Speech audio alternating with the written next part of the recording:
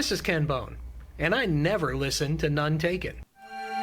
The following program contains material that is just too cute. Viewer discretion is advised. So right before the show, I just tried to see if maybe there was something that happened since, you know, all the stuff we were going to talk about got shook up right before we did the hidden track. And the top thing on my Instagram feed is a troth from the president. A troth. Oh, can't wait. Troth. Wow. Oh, that's not it, Alan. Whoa. Truth, essential. Post by the president saying the alleged statement put out by CNN. Did you see this? No. He's beefing with CNN. This is going to be the big news. He's trying to distract from the fact that he caved on his deadline. Like 4 times. I think he's trying to have a position of like peace through strength, and it was always his plan the whole time. Is kind of what I'm trying to get. Mm-hmm. I'm thinking by the time people hear this, there'll have been a lot of peace through strength talk. I imagine that would be a pretty big one. Yeah. So it says the alleged statement put out by CNN World News is a fraud. I misspoke. Sorry. Is a fraud. Frog protection. Frog protection. Come on. Frog protection. It doesn't Frog stop protection. when I do Frog. things now. This thing didn't. I'm having trouble with my soundboard, guys.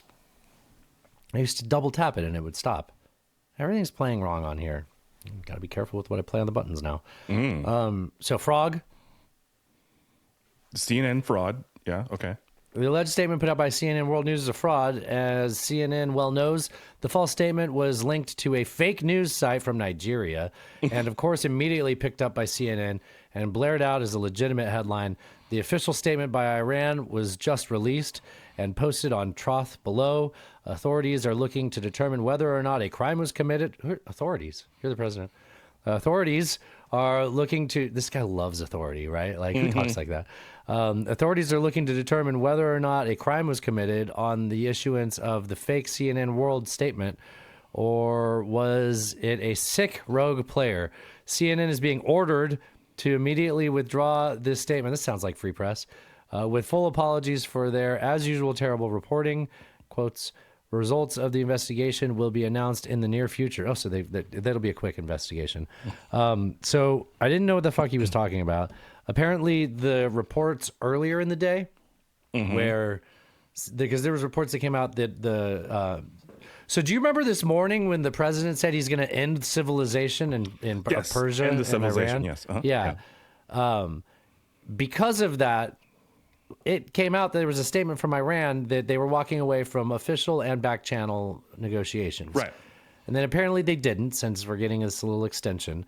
And Well, I think Pakistan jumped in that when that happened. yeah, so I'm pretty sure that they did say they're going to walk away from that. That reporting came out. They did say that. Yeah. So Trump's trying to say that the Nigerians had a prince that talked to CNN. Maybe it's true, but this is all just so he can't let the story be that he tacoed, and now he Right. has to say, I didn't back down from my unreasonable demand with a timeline, which all the advisors around him are telling him, like, stop putting timelines on things. The only thing that good can come from it is you can get your buddies rich by doing pump and dumps in the market, which is clearly what he's doing with it, right? Yeah. I'm seeing this. Donald Trump is furious with CNN after the network aired the full statement from Iran's Supreme National Security Council, saying it had achieved a great victory and forced the U.S. to accept its 10-point plan. So Trump's saying that that's a fraud, despite the network simply relaying Iran's official statement. Right, because it was handled through Pakistan with the Islamabad Yes. track, Yes. right? Like the back channels, right? Yes. Whatever. I don't know, man. Like I think one of the most powerful things you can say when you don't have complete information is I don't know. I will say, knowing what we do know about Trump, this sounds like somebody trying to spin the narrative. Of course. And desperately make himself look strong when this is all a story about distracting everybody from the fact that he was fucking kids and he got in trouble for it. I have something unrelated to any of that. I had a short little anecdote of something that happened to me today I wanted to tell you about. And then it was going to lead to a food-related show open. You good with a little food-related show open? Of course. So I get these notifications to go away. That's what I got to do. Okay. So I was texting in the back supply room. That's not true. I was hiding in the back supply room in a kitchen today, just trying to like take a 10-minute break and get my show notes updated, right?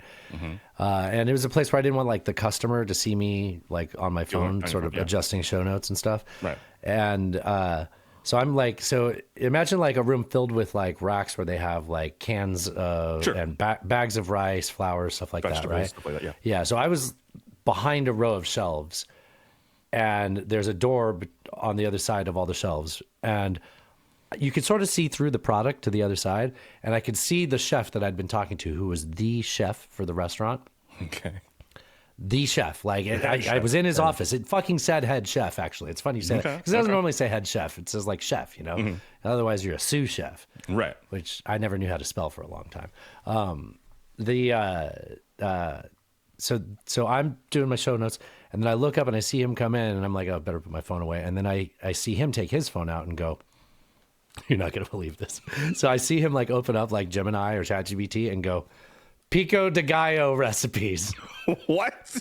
The head chef doesn't know how to make pico de gallo? 3 times. He had to say it 3 times. His phone didn't understand him, I guess, also, which it was, you know, normal sounding voice, you know. Pico de gallo recipes. Pico de gallo recipes. Like, was it hard to say? I mean, I guess it's probably hard for him to spell and the voice to text. You could have just typed it in, right? Right. Or I guess you could just say L. salsa. You could also say that. Chunky People salsa. like to say salsa. Chunky salsa recipes. Yeah. Chunky salsa recipes. Would have worked fine. Pico de gallo recipe. I love that a head chef doesn't know how to make pico de gallo. I've really never made pico de gallo myself, but it can't be hard, right? No, it's like 5 ingredients. And you Just should that. remember by now, right? Like, Yeah. I know you can't. Tomato, remember everything. onion, pepper, salt, Some cilantro. maybe a Some little people don't lime like or cilantro. lemon. Yeah.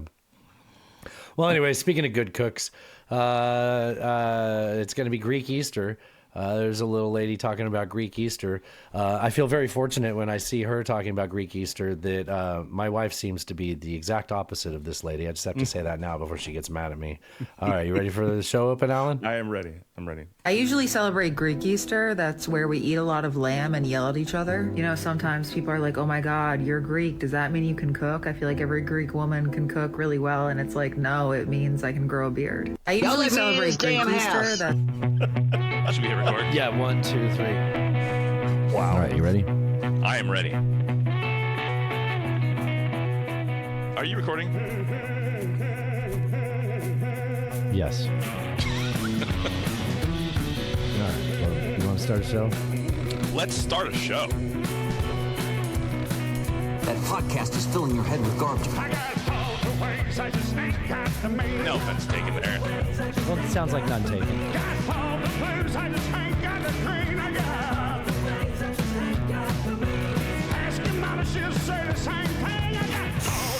I just ain't got the means. Boom!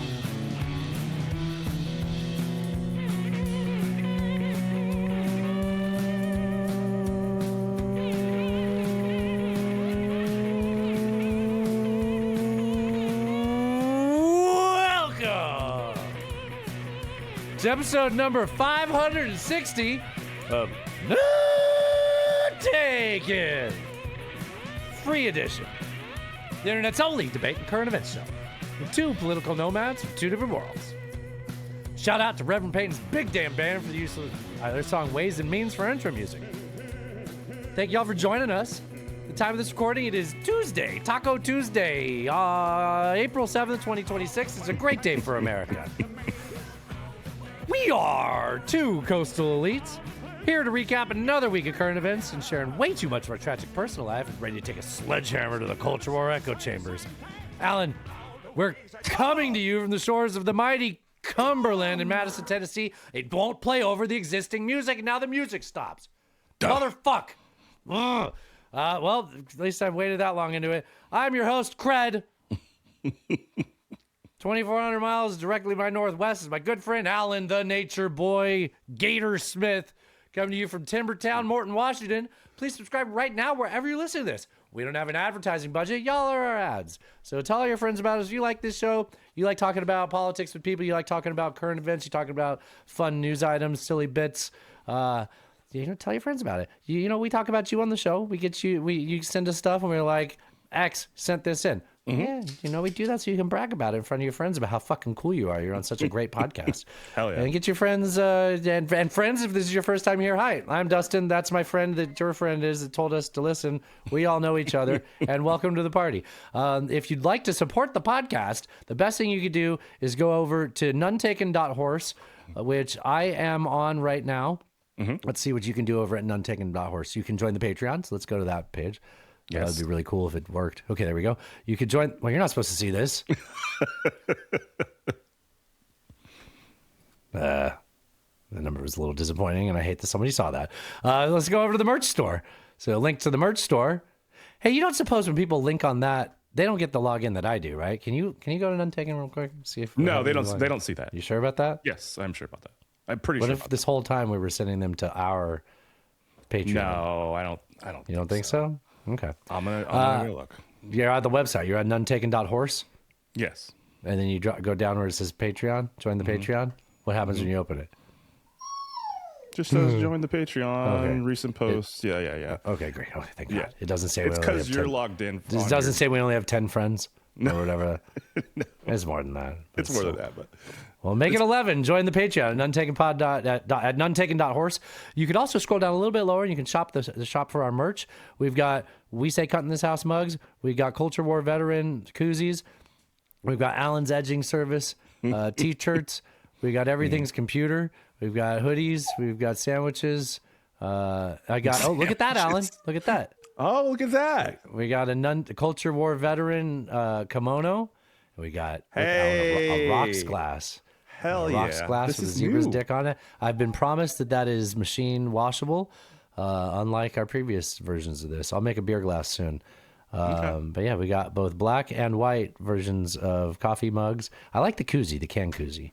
That's nice. You can do all of that over at nonetaken.horse. And what else can they do there, Alan? Don't forget to support the people that support us. There's a link down there at the bottom. Slickisdigital.com for all your SEO and marketing needs. Slickisdigital.com and JeffHancockPhotography.com for all your photography needs. JeffHancockPhotography.com. If you're talking dog needs, head on over to Timbertown, Morton, Washington. Alan, what has been up in your personal life? What have you been doing? Oh man, I had a really great weekend. The weather was beautiful out here. It finally turned to spring. It's been raining pretty much nonstop for the last month or so. So this last weekend was beautiful, gorgeous. Had some people over on Saturday. I made some dinner. I cooked some nice chicken thighs and did a nice mushroom sauce on there. It was really good. And then we had Easter dinner on Sunday. Oh, yeah? and- Did you have rabbit? Some conies? No, we had ham and mashed potatoes and the usual kind of stuff. Easter ham. Yeah, and then we had a slash pile back there. Got pretty big over the spring. It's like all the trimmings from the trees you're not going to burn in the fireplace, or maybe you use it for like kindling and stuff, or what? No, you just let it pile up, and then when it's dry enough, you burn it. Essentially, Yeah. make a Oh, big just one of bonfire. those. Yeah. So we did that on Sunday night. The Can I ask thing you was- a dumb question? Sure. That feels like a lot of captured carbon. If you buried that, would that be like better? I don't know. I mean, you have to like keep burying it, so I guess that doesn't work, right? Yeah, I don't know the answer to that question. I think about that whenever I see people light off like burn piles for stuff like that. I'm like, it feels like you're putting all that carbon up in the air. It's like trees are great at capturing carbon, right? Yeah, maybe. Don't would think be about better. this. Okay, all right. Anyways, what I was gonna say is the only unfortunate thing that comes with spring being back is the mosquitoes are back, and I forgot about that. Yep. I was wearing shorts out there by the This fire. literally happened to me yesterday. Dude, I am just my legs are Oh, really? so bad with bites, dude. Oh, they got me good. I'm itchy right now, like on the show. So Like, sorry, just thinking about sucks. it, right? Yeah. We got an outdoor cat now. That's his new Oh, thing. Like he's okay. obsessed with being outside. And I mean, at first I'm like, look, you are not coordinated. Like he is not like cats are supposed to be like, This agile. is Sneezy McSneezerson, right? Yes, yeah, a little snotsy himself. Yeah, Yeah. So he, you like that? Have I said snotsy on the podcast I don't recall. before? That's pretty good. Yeah. So he he loves getting outside, and I just thought he was just going to get eaten by an owl or something, you know? Like, we don't really have coyotes, but, like, he doesn't think dogs aren't friendly, like, because all the dogs he's ever been around are great. Right. So, and he's just got terrible instincts, but he keeps getting out, and he's out all day, and then he comes home, and he's just, like, walking around like tough shit. So much fun. And it's great because he sneezes outside most of the time, now, Right. which is Opposed really to your helping. baseboards. Yeah. I mean, he comes in and he does it still. I'm like, motherfucker, go out. He's so stupid. He runs inside to take a shit and then he goes back out. It's like, dude. One of our cats does that too. He's like, I can't bury it here. But the reason I'm saying any of this was yesterday I was out in the backyard with him, and he was like, we have a tree, like we have a bunch of trees, but they're on opposite sides. There's two that are on opposite sides of the yard. And he was just running up to one and jumping up it and then turning around like it's a skateboard ramp and running down it and then going to the other one and going back and forth. And then he was like, and I was getting pictures of him doing this. And then he went out into the farm field behind us. And I'm taking pictures of him. And then I just looked down and I felt something nibble on the back of my knee, and I sort of like kicked it with the top of my foot. And then I looked down and I saw a mosquito on my foot. And I swatted at it, thinking that I'd already killed it when it was behind my. And then it flew away. I'm like, fucker got me twice. Oh, man. Like, I was like, yeah, okay, I'm going inside now. I'm Cat like can fuck me. mildly allergic to them, so I get like Yeah. big bumps from them. They're not just, it's Yeah. not a minor irritation Yeah. for me. You gotta be careful, especially with your. I don't have to tell you I that. know, Yeah. I know. Okay. All right. I think the only other thing I was on call this weekend. Again, just trying to save up money for our trip to Europe. It's still on. We bought insurance for it today, and I think that was money well spent. We got good trip insurance. Only a couple $100, and it's like, Oh, it's not bad. yeah. Just in case World War III happens or something like that. you know? Yeah, exactly. I understand. We got one that like it'll refund 150% of our trip. So it was like, well, I'm betting on it now. Right. Like- Let's hope something happens. Yeah, right. So Saturday night when I was on call, a friend of ours was having a birthday party, but she wasn't. It was at this bar called Fran's. It's like a cash only bar, but she wasn't having people show up until like 10:30. And I was like, well, let's go out first to here and then there. And then Natasha like just was like, I thought you meant you didn't want to go until whatever. It was the whole thing. We almost didn't go out. And I was like, let's go. She's like, but you're on call. I'm like, that's the point. Like, let's get away with it. Like, you know, I'll be sober, but like, let's go have fun. Let's go do something. Let's get away with something, you know? Like if my phone doesn't go off, we win. Right. And it didn't. And it was a good night out. It was a Nice. friend's birthday. We talked to one of the musicians that we like out there. Cool. And then I did a couple karaoke songs. It was Easter Eve, which I don't think is a thing, but it was Easter Eve, and I did my Vatican Rag song on karaoke. It's probably my best version of I've ever done. Nice. It was really fun. I put it in the stories. You can't see it anymore. And then I had like one call on Sunday where I fixed some pizza at like our favorite pizza place, and I got to tell them that, and they were like, "I'll hook you up," and gave me pizza. I was like, Nice. "That's awesome." Hell yeah. And then I have a question I wanted to ask you. I don't know if you noticed my note here, but we got to get to the bottom of this. I'm gonna put you on the spot. Like, I'm stressed about this. Okay, it's well, not done yet. we can resolve it. I know. Okay. I want to do that, but Are we gonna watch the horses? We are. What's gonna happen? We're Okay, gonna do it. I'm not driving up there and back the same. I day. know. No, we're not doing that. Okay, just to the audience, can you tell them what you didn't do? I don't have. I just happened to text Alan in the middle of last week. Hey, this is more of a formality, just because there's no way you forgot to do this. Because remind everybody, you were the one that told me we're going to go watch the horses. Right. So I bought a ticket. Right. And I'm just glommed on it, and now I'm like the driver, which I'm totally fine with. So I just figured, I guess I'll sleep on the floor, or maybe we'll share a bed. Right. I'll figure it out. I will. Tell the audience, what did you not do? The hotel. I didn't get the hotel yet, and obviously there's like 100,000 people going to see this thing, so hotels are very pricey, even for like really A basic. Super 8 or a Hotel 6 is way more than you would imagine. More than you would expect in Louisville, Kentucky, but there we are. Okay, it's not going to get cheaper. I know. Do you have a plan on this? I do. I'm gonna take it. Yeah, I do. Okay. Yeah, I'm worried. it's gonna be fine. Okay, you know we have a history of these things. I know it's gonna be. You know fun. what I'm thinking of, I right? know what you're thinking of. Okay, all right. Is this okay? Am I being funny?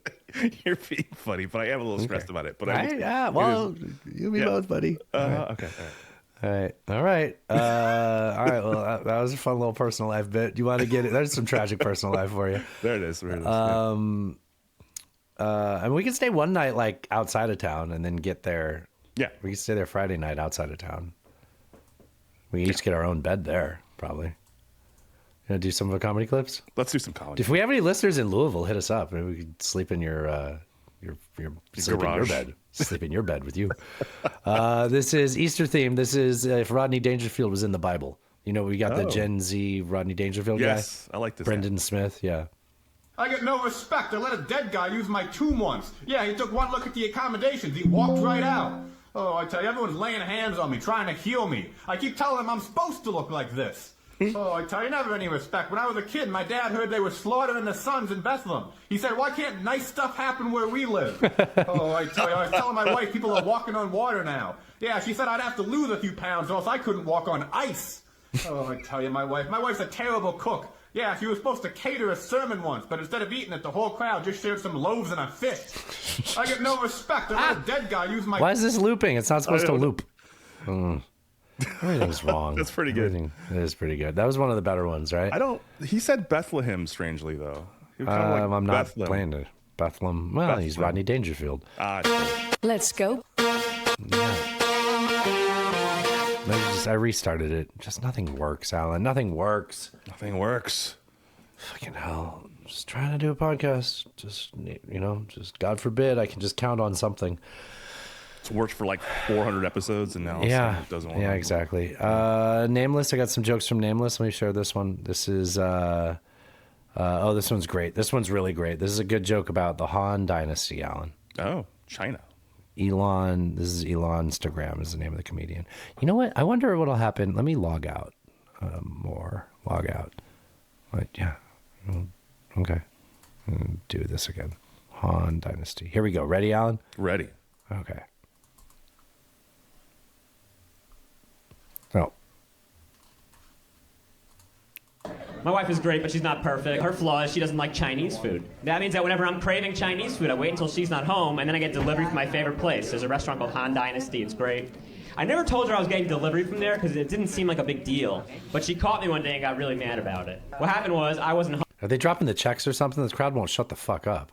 It did seem like they were quite conversive. Sure. Nailing it. I got really mad about it. What happened was I wasn't home. She was looking at our credit card statement, saw the restaurant's website on there, handynasty.com. But she read it as Handy, handy, Nasty, nasty. That's really great. Did you get why I was saying that during the hidden track? Yeah, that's really great. Handynasty.com. So she did not think that was a Chinese restaurant. She thought some kind of adult website that specializes in nasty hand jobs. Which, as some of the guys here know, is handynasty.net. She did not know that, so she texted me, why are you going to handynasty.com? But I read that as handynasty.com. So I wrote back honestly, I wrote, well, I don't always feel like going out to get it. Oh, no.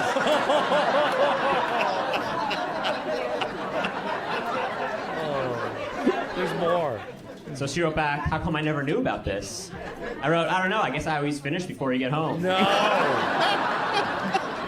These Chinese guys come really fast. Stop! She was not happy. She wrote back in all caps, I don't want you going there ever again. And I was just confused. I wrote, what's the big deal? The only reason I go there is because your father recommended it. Oh, no. Oh, God. That's fantastic. Hey, it stopped playing that time. Well, Hey, something's it worked. worked. Something works. At least one of these works. And then I got a joke that I found. My algorithm for once didn't submit, anything fucking horrible. This joke was a lot funnier before things got slightly better for 2 weeks today. But at least the war is going well. Joey Avery. I like that guy. He's from the Bay Area. At least the war that we all asked for, that we all support, is going so well. He kind of looks like Clint if he wasn't a cunt. It's making us rich, it's making us popular, and we're doing a good job of it. I think it's great. And I think Trump is very smart. This is a 2-minute bit. How long do we go? It's still pretty good. And I don't think any of this was predictable based on the entire life that he's led. So I just think we should be grateful for how well we're doing. And how it's about us as Americans. And how great we are again. It's funny how you can say what they're actually saying out loud, and then it's just a joke. I actually didn't change any. That is a speech that I read. Actually, he's like, they shouldn't have nukes, you know. And I was like, that makes sense. Like, I don't have a gun, right? But I've been thinking about, you know, shit could get crap. I've been thinking about getting a gun. I think the one way to make sure I don't get a gun is to have people invade my house right now because I don't have a gun, and that will not make me want a gun. Okay, that's good. That's good. Very well done. Very well done. That's going to make me want a nuke. Actually, that's what that's going to make me want. It's not about Epstein. Maybe it's not. There could be a lot of things going on. I've never had this experience. I'm just saying, if I had I would start a war to cover. I'm just saying that's what I would do. Are you still talking about Jeffrey Epstein? Yeah, that guy's That great. was a lot better than I thought. I thought it was going to be long, but it was fun the whole It was time. good the whole time. Yeah. He wears San Jose Sharks gear a lot on stage, which is why I know he's from the Bay. Your Sharks and my Preds are in a heated battle for 8th place. Do you know that, or have you given up on your team I've as well? given up for a little bit. I found out this week that we actually are competitive, and there's a chance. Oh, all right. In fact, it might already be over with. You might want to check. Last time I saw, we took a 1-game lead, but that was on Sunday. Damn. Okay. Yeah, I'm making you look up whether or not your team blew it. Let's get Probably into our How about that? segment. James sent this in. This is our Fell For It Again clip of the week. You know the Fell For It Again awards? Mm-hmm. Did you find anything about the Sharks and the Preds? I'm looking. Yeah, don't worry about it. Pay attention to this, okay? Okay, all right. So somebody fell for it again. James sent this in. This is from a podcast called None Taken from last week. So like with the D specifically. So it's confusing when you're talking on the recording and Right, then you're right. So let's just tell the listeners. Why don't you tell the listeners when you're done talking so they know it transitions to the other you? Well, this is weird. I'm wearing the same clothes. I have a hat on in this one. I'm totally different. The kimono is static though. Yeah. Mhm. Yeah. All right. You want to tell the listeners after the clip or before the clip? No, just tell them that you're say So- you're done. No, you're just gonna say this is not me anymore. You know what? No talking. I'm gonna play the clip now. Ready? Good job. So like with the D specifically, do you feel it like more in your throat? Or? Was this in the hidden track? I don't remember where it I think was. this was but you in were the hidden talking track. about the saxophone. Yeah, it might have been. Yeah, the it was hidden on the hidden track, and I was talking about how I've been playing saxophone. I was feeling Yeah. a lot more confident, but I still have trouble when I play like lower D, and I got distracted by technique discussion. Right. And Alan asked me a question about something that I'm interested in, so I honestly answered him, just a sweet little babe who had no idea that he was walking into a horrible trap. So like with the D specifically, do you feel it like more in your throat or It's like true. where is it? Yeah, and it's Yeah. sort of like the way you shape it, like Yeah. around coming out of your mouth a little bit more. too. Sure. But yeah, it's a little bit more in your throat. You're like, Yeah. yeah. Yeah. Everything about I that. was shocked you didn't get that. I was so shocked.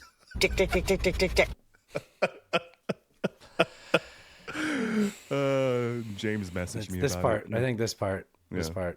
Yeah, and it's Yeah. sort of like the way you shape it, like Yeah. around coming out of your mouth a little bit more. too. Sure. But yeah, it's a little bit more in your throat. You're like, Yeah. yeah. Yeah. So they like it when you do this part, Alan. Yeah. This part. Or in your throat. You're like, Yeah. yeah. Yeah. Vibration. Yeah. I don't like that it sounds like you when it's you.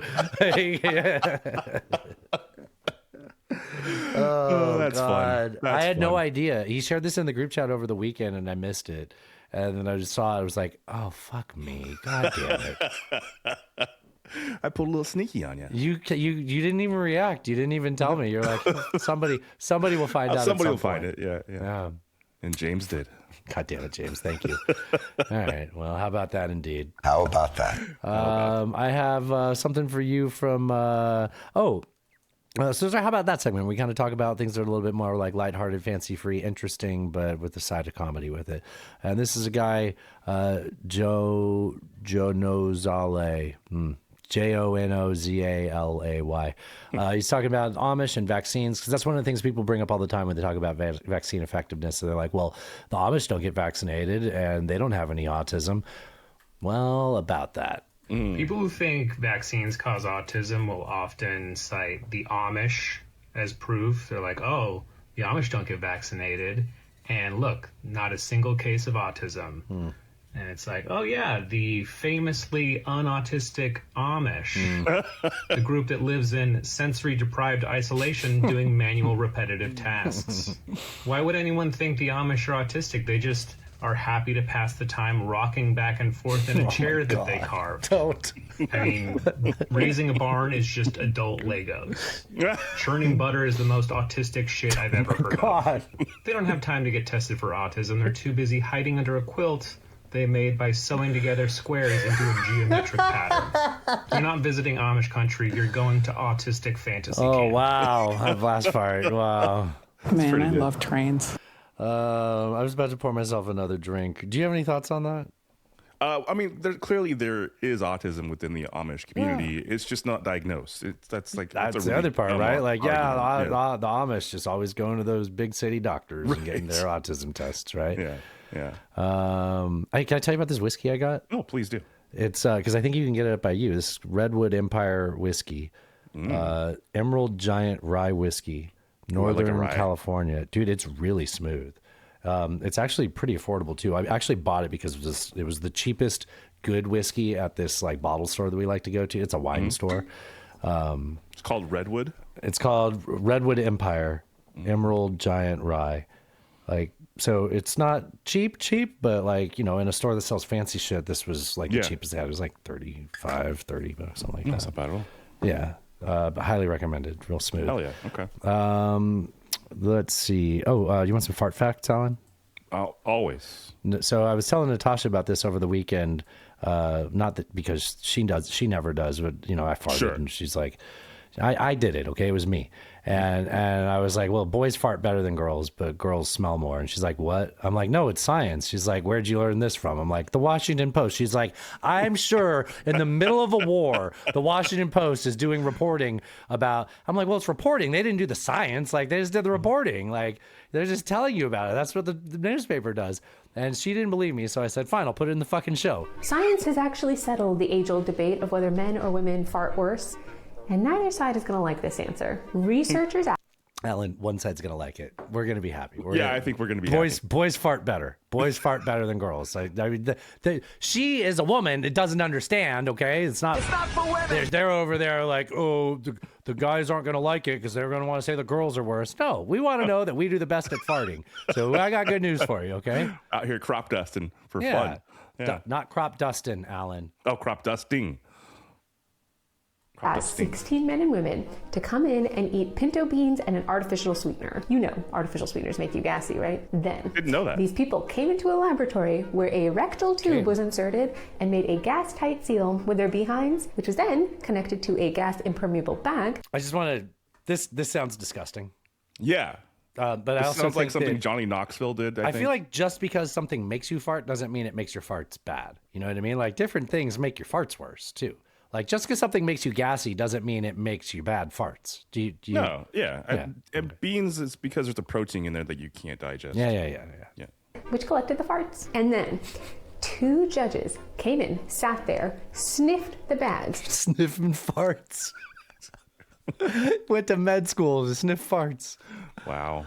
They probably hired an intern. Sat there, sniffed the bags, and rated the odor on a scale of 0 to 8. Here's what the experiment actually showed. First, the flatus of women was found to have a higher concentration of hydrogen sulfide, the nasty smelling part of our gas, compared to men. And so, women's gas was judged to have a greater odor intensity. The issue is that men tended to produce a larger volume of gas per toot. Big farts! And so, the actual amount of sulfur kind of equaled out between men and women. So pull out this data the next time you and your partner are having an argument. Or better yet, tag them right here. Girls are all like, it's not about the size of the fart, it's about like how good it is. And guys are like, big farts only. Kiss. Yeah, they think that. that hydrogen sulfide is only a very small percentage of actually what the gas that comes out is, but just a little bit makes it smell a lot. A little bit. Yeah. Just a little bit. It's like when you're at the beach and there's like a sulfur rocks around, you know? And like, yeah. You get those in the Bay Area, right? Definitely. Yeah. I heard a biologist say, like, if an organism isn't producing gas, it's not alive. Like, that's not a good thing. A living organism should produce some sort of gas, because that means they're eating, essentially. Well, dead bodies make gas, though. That's a good point. I mean, it's like when you like try to, like murder your wife and throw her in the bay. Right. On a rented fishing boat, but then like the body floats up and then washes up on an estuary in Berkeley. It's problematic. Christmas Day. God, the timing, huh? Fucking Scott Peterson, what an idiot. I mean, that's one word that is used. There's people that think that like he's innocent. There's a whole Innocence Project. It actually undermines. Yes, the Innocence Project even was like, we'll take the case. It's like, okay, yeah, that sucks because I thought you were a good organization. Yeah, that's like, pretty. That guy 100% killed his wife. Like, not even a question. Like, yeah, it's obvious. I'm not going to relitigate the fucking Scott Peterson. Poor Lacey Peterson. Poor Lacey Peterson. She never did anything wrong. Can we move on to something more serious, though? I do apologize about my transition from fart facts to. Now, here's the deal. Earlier, Alan, we were going to transition to. Oh, yeah, I didn't talk to you about this before the show. I probably should have involved you in this. I made an executive decision. Okay. We were going to do a big, heavy, front-loaded show about the war in Iran and everything, and then everything got blown up right before the show. And I said, you know what? I feel like I know our audience. They've been at the edge of their seat to find out if we're all going to fucking die, or if everyone in Iran's going to die, or if this thing's all about to escalate.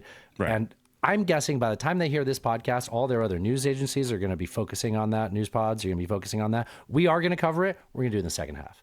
I want to do what normal None Taken would have been before Cheeto fucker decided to be the main character in our lives, and we have to wake up and wonder if he's decided to like threaten a civilization, a genocide, give a fucking bullshit timeline, and like no. We went to the fucking moon or around it. So, okay, we had a black guy drive around the moon. Feels a little racist when you put it like that, but I don't want to talk about that. I'd rather talk about that. I feel like that's what we would talk about if Donald Trump didn't make himself the main character in all our lives. I like this executive decision. I approve. Okay. I sign off. So let's start things off chronologically. They fired off the machine. We covered that on our last show. Yeah. Immediate update that wasn't while we were recording. No pee-pee, only poo-poo. Did you know that? No, I don't think I did know that. Yeah, so the pee-pee machine broke. The poo-poo machine still works. So if you think about it, poo-poo comes out solid. That's easier to contain. But your pee-pee, you need to make sure. Well, sometimes poo-poo doesn't come out solid, actually, come to think of it. That we had a quote like a few episodes back about it not coming out solid, actually. In space. Yes. Yeah, not personal life. No. Yeah. From the Gemini or something, or Apollo missions. So, like, as soon as they launched, they're like, oh, man, that launch got really rumbled my guts up. Let's go back there and, pinch a loaf. And they're like, okay, it flushes for doo-doo, but the wee-wee doesn't go anywhere.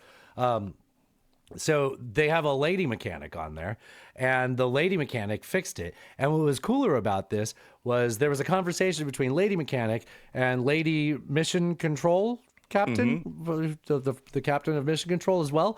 Two women fixing a toilet together in space. Isn't that progress, Alan? That is progress. This is Biden's America, isn't it? Yeah. They say woke is dead. So one thing that was funny about it, they say her name is pronounced Cook. The flight there's a flight. There's a name. The title for like flight engineer, something like that. Not flight mechanic, but that's what I keep trying to say.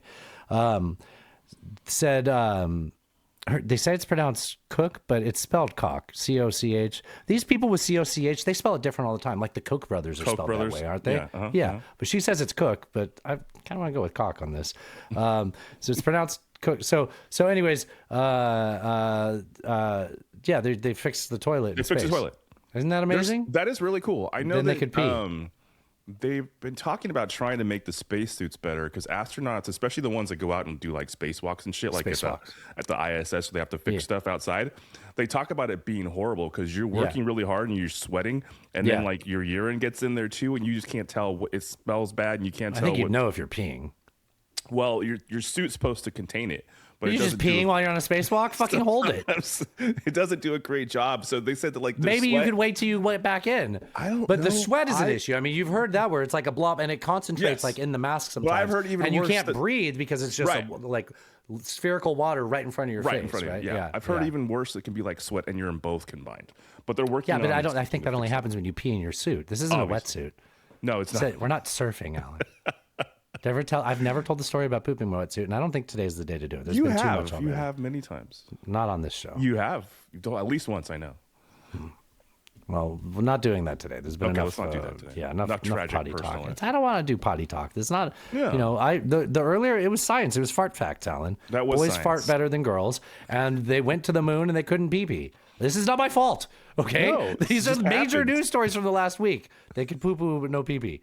I'm trying to use good language. You know, of the two things, like I think it's far more important you can get rid of the number two than the number one. But they're both important. But you know, what do you mean? You think it's more important to get rid of the number two? Well, it gets everywhere. Like if you're in space and like you're in breaks, space. If you're in space.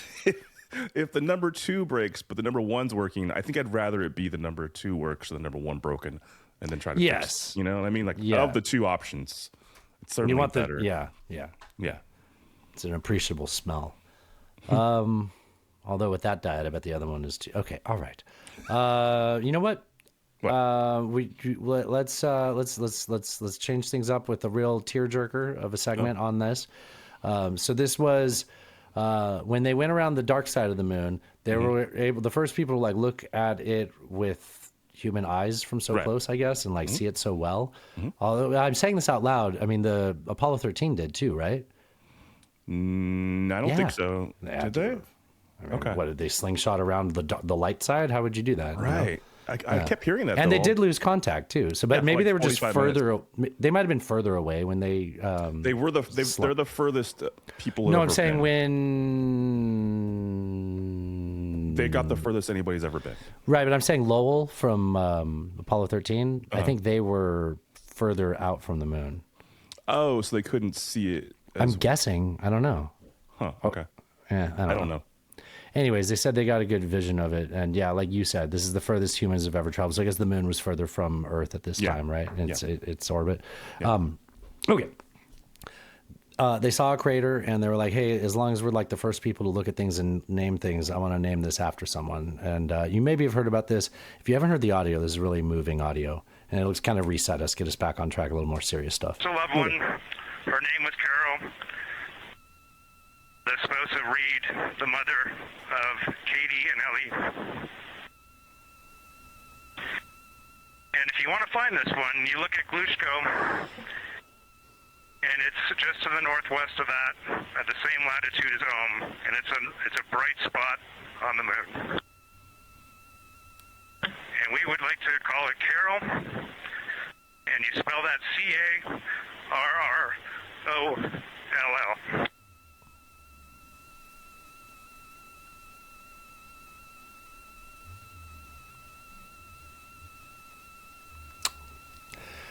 The audio is not that great at this point. Let me mute it. Okay, I thought I muted it. So that was Reed Wiseman naming that crater after his wife Carol, who passed away from cancer recently. At one point, when she got her cancer diagnosis, he'd said like he's going to drop out of his NASA position, and she insisted he don't. Yeah, I nailed it. And not.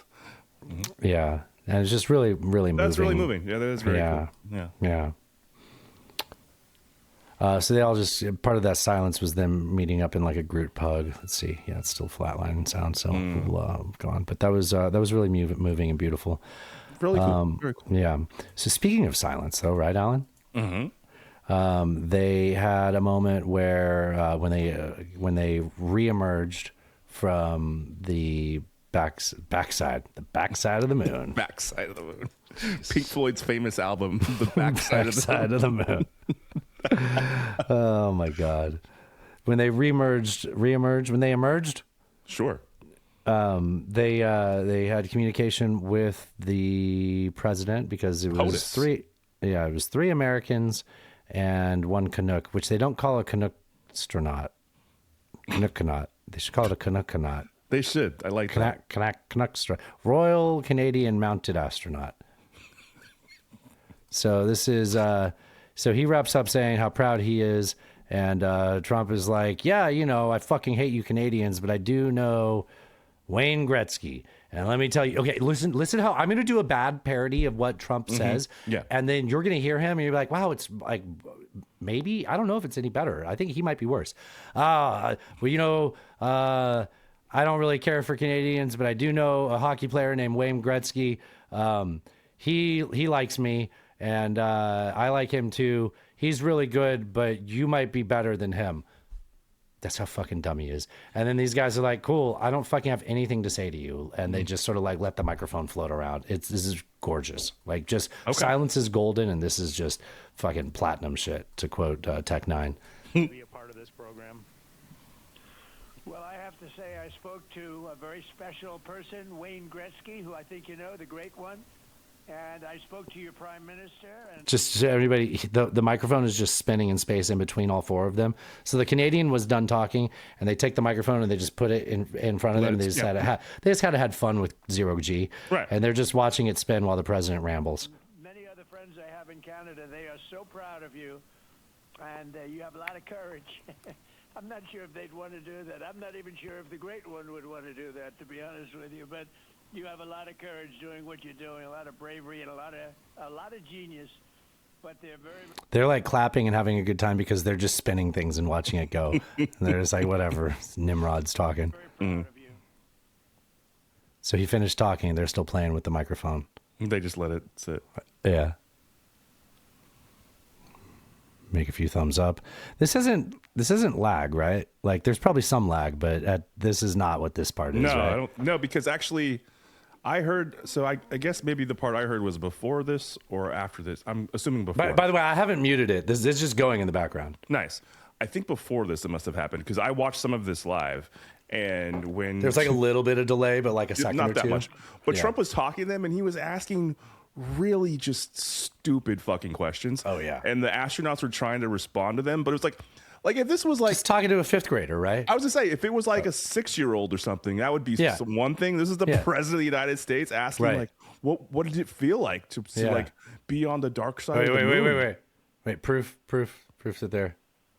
Yeah, was it dark there? There's just still nothing. We haven't muted it. I keep thinking they keep kind of touching the mic. Oh, here we go. Administrator Alex, just get a quick comm check, make sure you guys are still on the line and we didn't have a handover. I am. Yes, I am. I love that part so fucking much. They're like, administrator of NASA, we just wanted to make sure that you were there. And then Trump goes, yeah, I'm here. Oh, I'm the one here. Lonely, just lonely.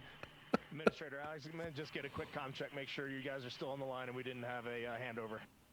I am. Yes, I am. And Yeah, nobody fucking likes you, buddy. Like, It's the guy on the conference call that doesn't know when to talk and not to talk. That's Yes. what that was. But yeah, I think he asked too, like how it felt to be out of communication for the 40 minutes or whatever it was they were out. Just like really, like just what is that? Like what answer is there to that? I don't. Yeah, what I don't know. I don't know. You ever take a shit and forget to bring your phone with you? It was just like that. But the moon. Yeah, incredible. This is the man that's making sure. This is the man that's deciding whether or not we're glassing the Middle East. That's destroying this. civilizations, ancient civilizations, no less. And threatening threatening the First Amendment rights of a news organization for reporting allegedly, right? I don't know enough about that, but it sure seems like that, right? Yeah, it does.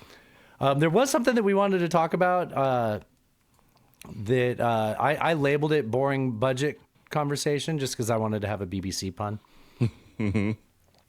So there's a few things that like here's something that is not getting discussed at all. And I get it because like the president's constantly trying to distract us from the fact that he was caught fucking a bunch of kids by threatening to blow up one of the most ancient civilizations on earth.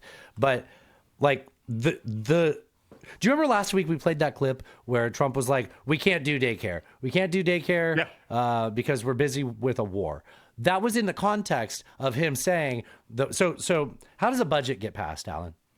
Congress has to pass the budget. They have the power of the purse. So the House creates something. It goes through a committee. It goes to the House. It goes to the Senate. It gets voted on, and then the president signs it. Well, outside of that process, the White House will make a desired budget and give it to Congress, right? They say this is what we like. Yes. Right. So in a sense, it means nothing. In reality, it does have an impact on what the House and the Senate create. And in this Congress, it means a lot because these fuckers don't do anything. And they just bend over for whatever Trump wants. Yeah, exactly, right? So in a normal world, you'd say, who the fuck cares what the White House is saying they want their budget to be? But in this one, it does matter. And nobody's talking about the fact. So you remember last year when they were like, President Trump wanted to have a $1 trillion budget and he wanted to have he wanted this military spending for $1 trillion, something like that, right? Like the guy that gutted the federal government, hired Elon Musk and gave him access to Social Security and God knows what else so that they could save money is like, but I won't be happy if we don't have $1 trillion budget for the military. Am I saying like something like this, right? Yeah, no, that's exactly. They wanted because he wanted to make that Trump the Trump battle the ship, the battleship. Well, the battleship as well. Oh, the ship there was a too? Trump battleship. He wanted to make the gold fleet of Trump battleships. Jesus Christ. Okay, that's right. I forgot about that because he didn't like the shape, right? Right. He's like, these are stealth, but they're ugly, so get rid of them. Yes. Okay. So they announced this year the White House wants a $1.5 trillion military budget. Is that what this is? The military budget, right? Is that what this was? Yeah, okay. 50% more. Yeah. Okay. Year over year. Yes. These are the same people that supposedly all of their fans are like, we need to stop the national debt, right? Mm-hmm. So the way you stop having the national debt is you'd say, hey, what the fuck happened to us since COVID, where we're just fine with like, it was bad when it was like 5 trillion a year, and now we're at 7. What? How is that okay, right? These are also supposed to be the people that are anti-war. This is a president that's not going to bring us into war, right? $1.5 trillion defense budget. That's another Chekhov's gun moment, right? Like that's yes, yeah, right. Yeah. So I have a couple of quotes that led me to a couple of articles, and I hoped you had a chance to look at them at least a little bit. They were New York Times articles, so I know you get to take that. Did you take that a little? Okay. Yeah, I did. So on April 4th, economist Douglas Holtz-Eakin, Holtzeakin, if that's important to you, Douglas Holtz-Eakin, he used the phrase, "They're not even pretending to try," in criticism of the Trump administration's budget proposals, failing to address the nation's severe fiscal challenges regarding the national deficit and debt. This guy's the former director of the nonpartisan congressional, the CBO. Mm-hmm. So he used to be the director of the CBO, and he was frustrated about just not making a serious, like his quote, "They're not even pretending to try to have like a budget, a reasonable budget," right? Yes. Let's see what else is there that I saw from this. He's consistently complaining about financial engineering and political maneuvers that, as opposed to as substitutes for economic policies. So instead of actually doing things that control spending, they just do tricks to the budget, right? They say they move things around in columns to make it look like they're doing something, but they don't, right? When the real issue is you got to stop spending and you need to have sufficient revenue in, right? But instead they're like, cut taxes, do multiple wars. Yeah, we'll do wars, right? And then we'll not bring in revenue, which, hey, taxation's theft. I love that, sure. But you don't do that. Like, something has to pay for the wars. But again, I've said this before too, right? The lesson from Bush was the Iran-Iraq war were the first wars where they didn't raise taxes to pay for them. And it coincided with tax cuts. And then we've just gas pedaled ever since then with that. Yep. My favorite quote, I think, in this article was from this Maya McGuinness, who's the president. Is that the same article? Same article, yeah. Oh, okay. Yes. Yeah, she's the president of the Bipartisan Committee for a Responsible Federal Budget. You may have heard of this as a CRFB. She described the current budget proposal as the most number-free budget we've seen in recent history. Like, there's just not like actual numbers in the budget. It's just all platitudes. It's fucking crazy. And like, I would imagine those numbers would tell a story. Right. So the lack of numbers is a lack of a story, right? Maybe they don't want to tell the true story. Sure sounds like it, yeah. It does sound like that, yeah. Here's the bottom line on this one for me. We've seen nothing since Trump came into office other than him just destroying our alliances, right? Mm-hmm. So Trump's just destroyed all our alliances globally. We're clearly entering a global arms race now. So when alliances break down, you're on your own. And in life, as in global affairs, geopolitics, when you're on your own, it costs more, right? Yeah. It's cheaper when you got a partner to split things with, right? Yeah, like NATO. Yeah. So no money for nation building as home. As remember before Bush invaded Iraq, he was like, I want to do nation building at home. I do remember that, yeah. So he's like, no, we don't have money for nation building at home. Trump said this. He's like, we can't have daycare. We have war to pay for. Also, affordability is a hoax. And just like one of the things that I saw from this too was that they sort of rough numbers just figured out how much federal government spending there is for young adults versus seniors. And the federal government spends $4,300 on young adults and $43,000 a year on seniors. Wow. I didn't see that. That's crazy. That's crazy, right? Like, yeah. I mean, it makes sense, but that is when Social Security and Medicare and all that kick in. I'm not saying you need to give kids $43,000, but like maybe if you invested in your future a little bit more, you'd see a little bit more of a payoff on it, right? Yeah, I mean, the thing that they tried to do, essentially in this budget, is they tried to say that tariffs were going to pay for it, right? But the thing is that the Supreme Court's already knocked down most of the tariffs and said they had to pay them back. So all that money that they're putting in the ledger is fake. It's not real. Right. And now he's establishing new tariffs, but those are going to be challenged in court as well. So whether they'll be capped at 15% too, which So that seems like a mirage. Like that's just money is not there, right? And so they're trying to do that, and then the way that they structured the tax cuts, people aren't really going to feel the pain of the stuff that was cut until next year, right? The tax cuts that Trump extended, which they also did basically through a trick in Congress because it was supposed to get bipartisan support, but they used a loophole to get around that, right?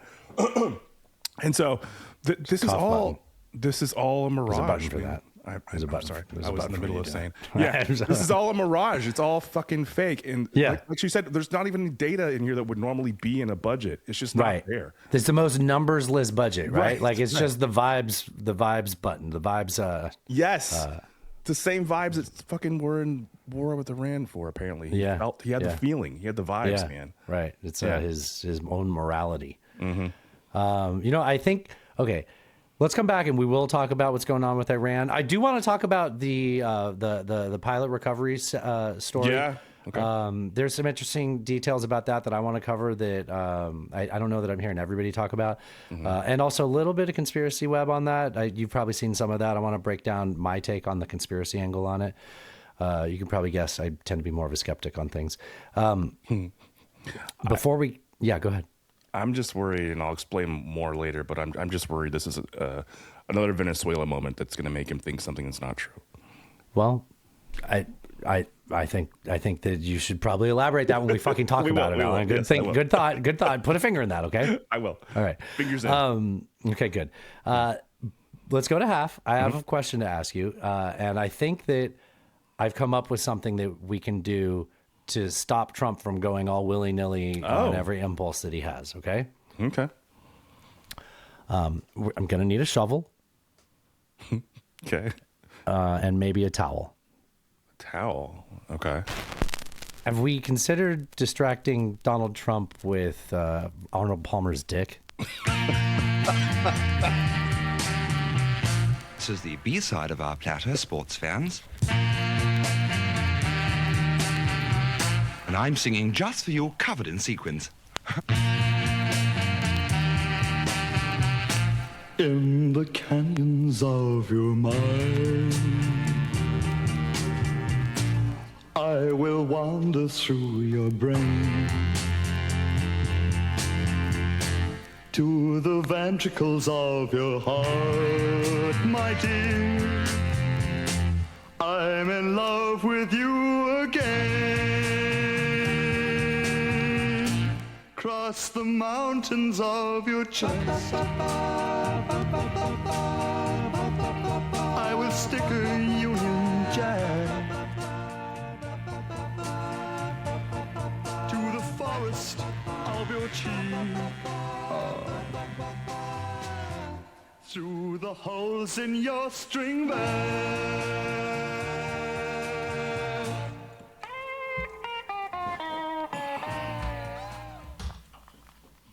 What's up, Ding Dong? Hey, so looks like neither of our teams made it. You did beat us by a point, but neither of us are in the playoffs as far as I can tell. Damn it. Yeah. Well, the wild card? Not even I don't eighth? think we made the wild card either. No. Dumb. That's fine. We suck. You guys got a good player though, don't you? Don't you have some phenom, some rookie? Celebrini, I think. That's right. Every time I see it, I'm like, these Italians. Yeah. I had something I wanted to ask you coming back from half. And trust me, I'm going somewhere with this, okay? Okay. I trust you. We just had Easter, right? Do you remember Easter? I do. Can you remind me what Easter was all about? I know, was Easter wasn't the day he died? No, it's the resurrection. Right. Okay. Well, then what's Good Friday about? Oh, that's the day he died, right? Is it? I guess. Yeah. Right? Yeah, Because I remember, guess. they had to hurry up and kill him because they were going home for the weekend and they used the spear. Remember? Right. It's just like the Senate, when they want to go home for the weekend. Yeah. They gotta, yeah. Right. They got to hurry up and pass something, right? Yeah. These lazy Romans, right? Because Italians, Alan.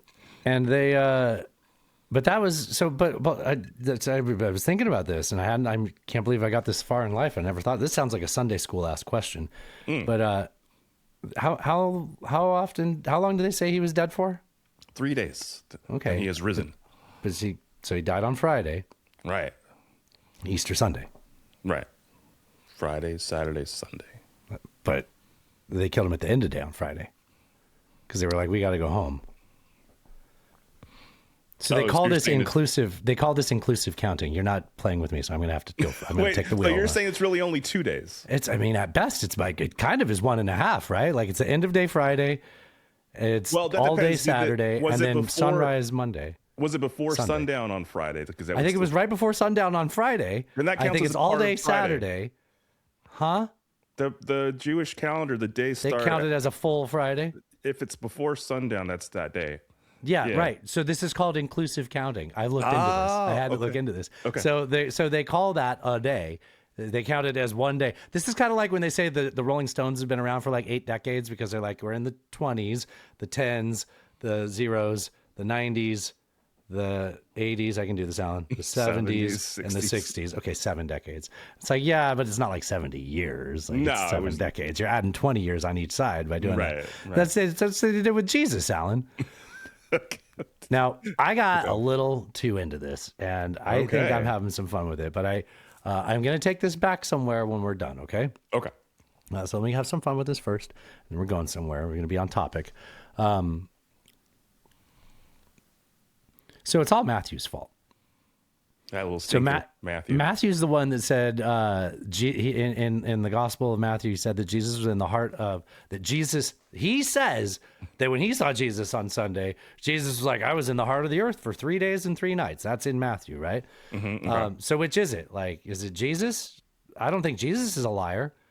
But I wouldn't give it to I wouldn't give Matthew that much grace. Mark, Luke, and John. Maybe, but not Matthew. Matthew's always making shit up. Yeah. He just doubles down on it. Mark, Luke, and John said that. I have some examples. Mark, Luke, and John said that. Remember when Jesus rode into town on a donkey? Oh yes, I recall. So this. in Mark, Luke, and John, they all say that he rode into town on a colt. But Matthew said the disciples brought a donkey and a colt, and Jesus sat on them. He was straddling both the donkey. I don't know. Yeah. And then it's like, I mean, I imagine at some point they're like, "Can you clarify that, Matthew?" He's like, refuses to clarify. Yeah, Like, just no. Yeah. Just he sat on both. I don't know. He sat on them. Yeah. This isn't his only time where he had issues with numbers. So there was multiple times where other disciples said Jesus performed some miracle, and Matthew was like, "No, there was 2 of them. No, there was 2 blind guys. No, there was 2 demon possessions." And it was always double in Matthew. And then my favorite, for Douglas Adams reasons, is, and I hope you know where I'm going with this, Matthew tried to point out Jesus's genealogy going back 42. The answer to everything. The answer to everything. Going back 42 generations, and he had 3 sets of 14 to do it. But in the 3rd set, there was only 13. Now, maybe you're going to give it credit that like he's the 4th or the 14th one in it, but like I don't know. Like I don't know. Not when you, like I'm not giving Matthew extra credit on that one, you know.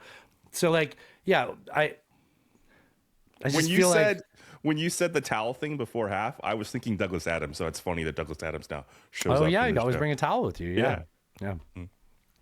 So I guess scholars have gone back and tried to fix this by saying instead that Jesus was actually crucified on a Wednesday, killed on a Saturday.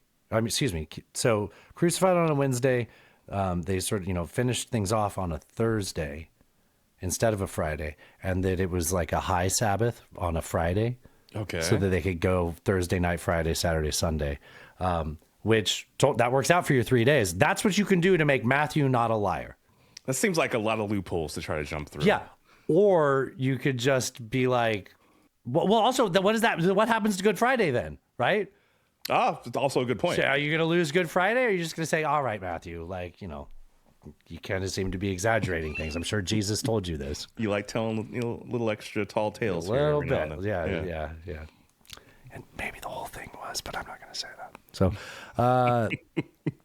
so that is all being talked about because when they found the pilot this weekend, the Secretary of War, former Fox News. Oh, look at Fox and this is a clip from Fox and Friends, his old substitute job. How about that?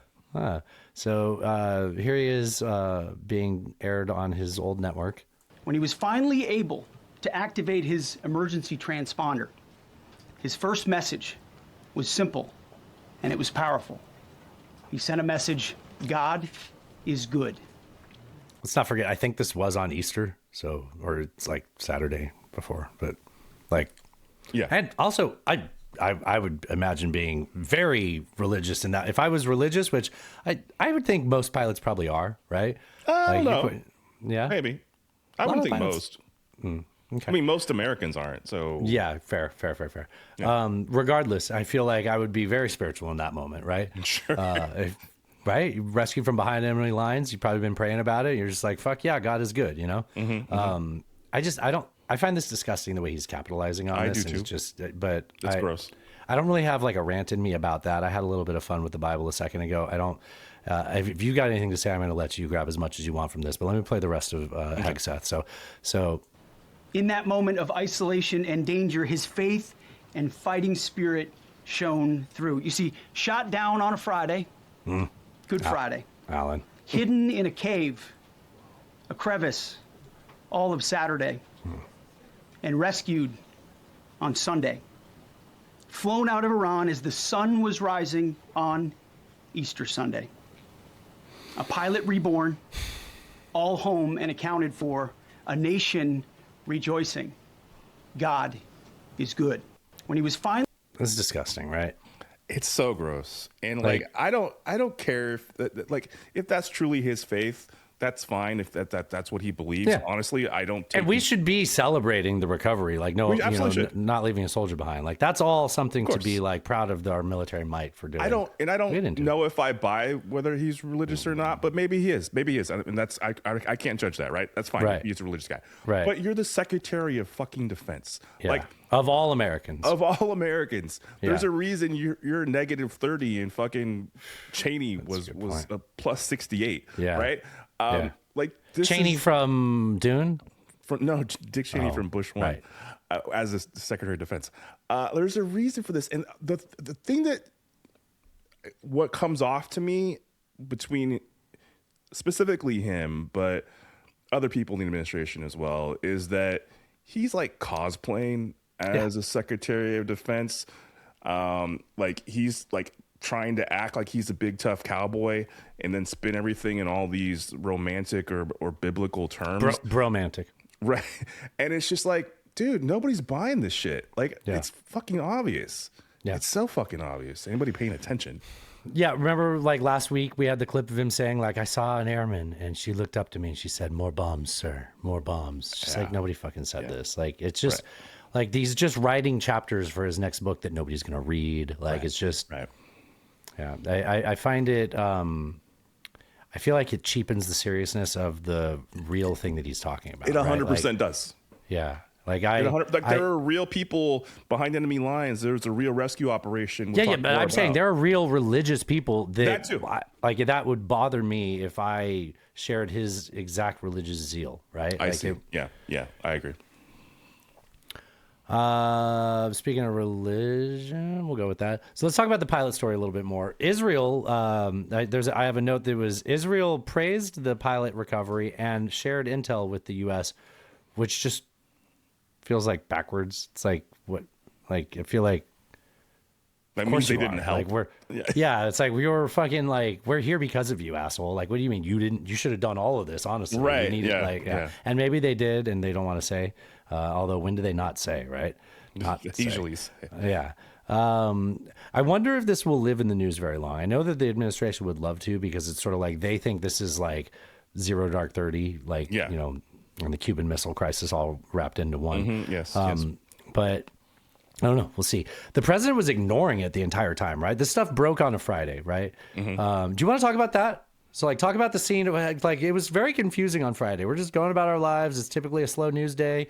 And then all of a sudden, I think first it was the helicopters. Then it was this. Then there was an A-10, all within like a few hours of each other, right? Yeah, I remember the plane being first. So maybe it was the helicopter. I think it might have been the plane first. Yeah. Well, I remember at first the Iranians were like, we shot down an F-15. And CENTCOM was like, no, they're all accounted for. Which at first it's kind of like, oh, they don't know where their jets. No, they don't want the Iranians to think. That gives them room to be like, no, your shit's wrong. Well, we can try to get out. Yeah. And then it was so bizarre because Trump was speaking publicly while all this was being reported. But he was talking about like his ballroom or something. Yeah, it was being reported on the news, and then you cut to Trump, and he's not just like admitting it at all, not even discussing it at all. And like he gets on like rants about judges or something like that. Like he had nothing but troth posts. He was mad about the judge that said that they had to stop building the ballroom that we talked about last week. Yeah. Right? But he wasn't talking about any of this stuff at all. Like even Saturday, he didn't talk about any of this. No. And then Sunday, they recovered him. And then it was like all big news, which like I can see like an OPSEC perspective on that, but not with this ding dong, right? Like, no. Yeah, he just didn't care until he had a reason to care, to brag. And then he chose to brag about how a fuck up led to something he could say was good. We'll get into that more, right? Do you let's just imagine that this hadn't been successful. Obviously, nobody wants to think about that. But what if it was horrific. Like it was a horrible opportunity for the Iranians. What if this guy had been captured? Then what would Trump say? Like, you know what? This is just war, and this is what happens in war. That's what he said when the last people died, right? Like, I mean, we got really lucky here. It feels like, but we're not always going to be lucky, and you can't just ignore stuff for 4 days and then that's a great point. Victory. Yeah. No, that's a great point. When he was celebrating it on Sunday, he had a big spur in his keister. That's a phrase. He had a spur in his keister about the fact that somebody leaked the fact that the second pilot was not recovered immediately, right? So the pilot was immediately like they said like, hey, we got our pilot.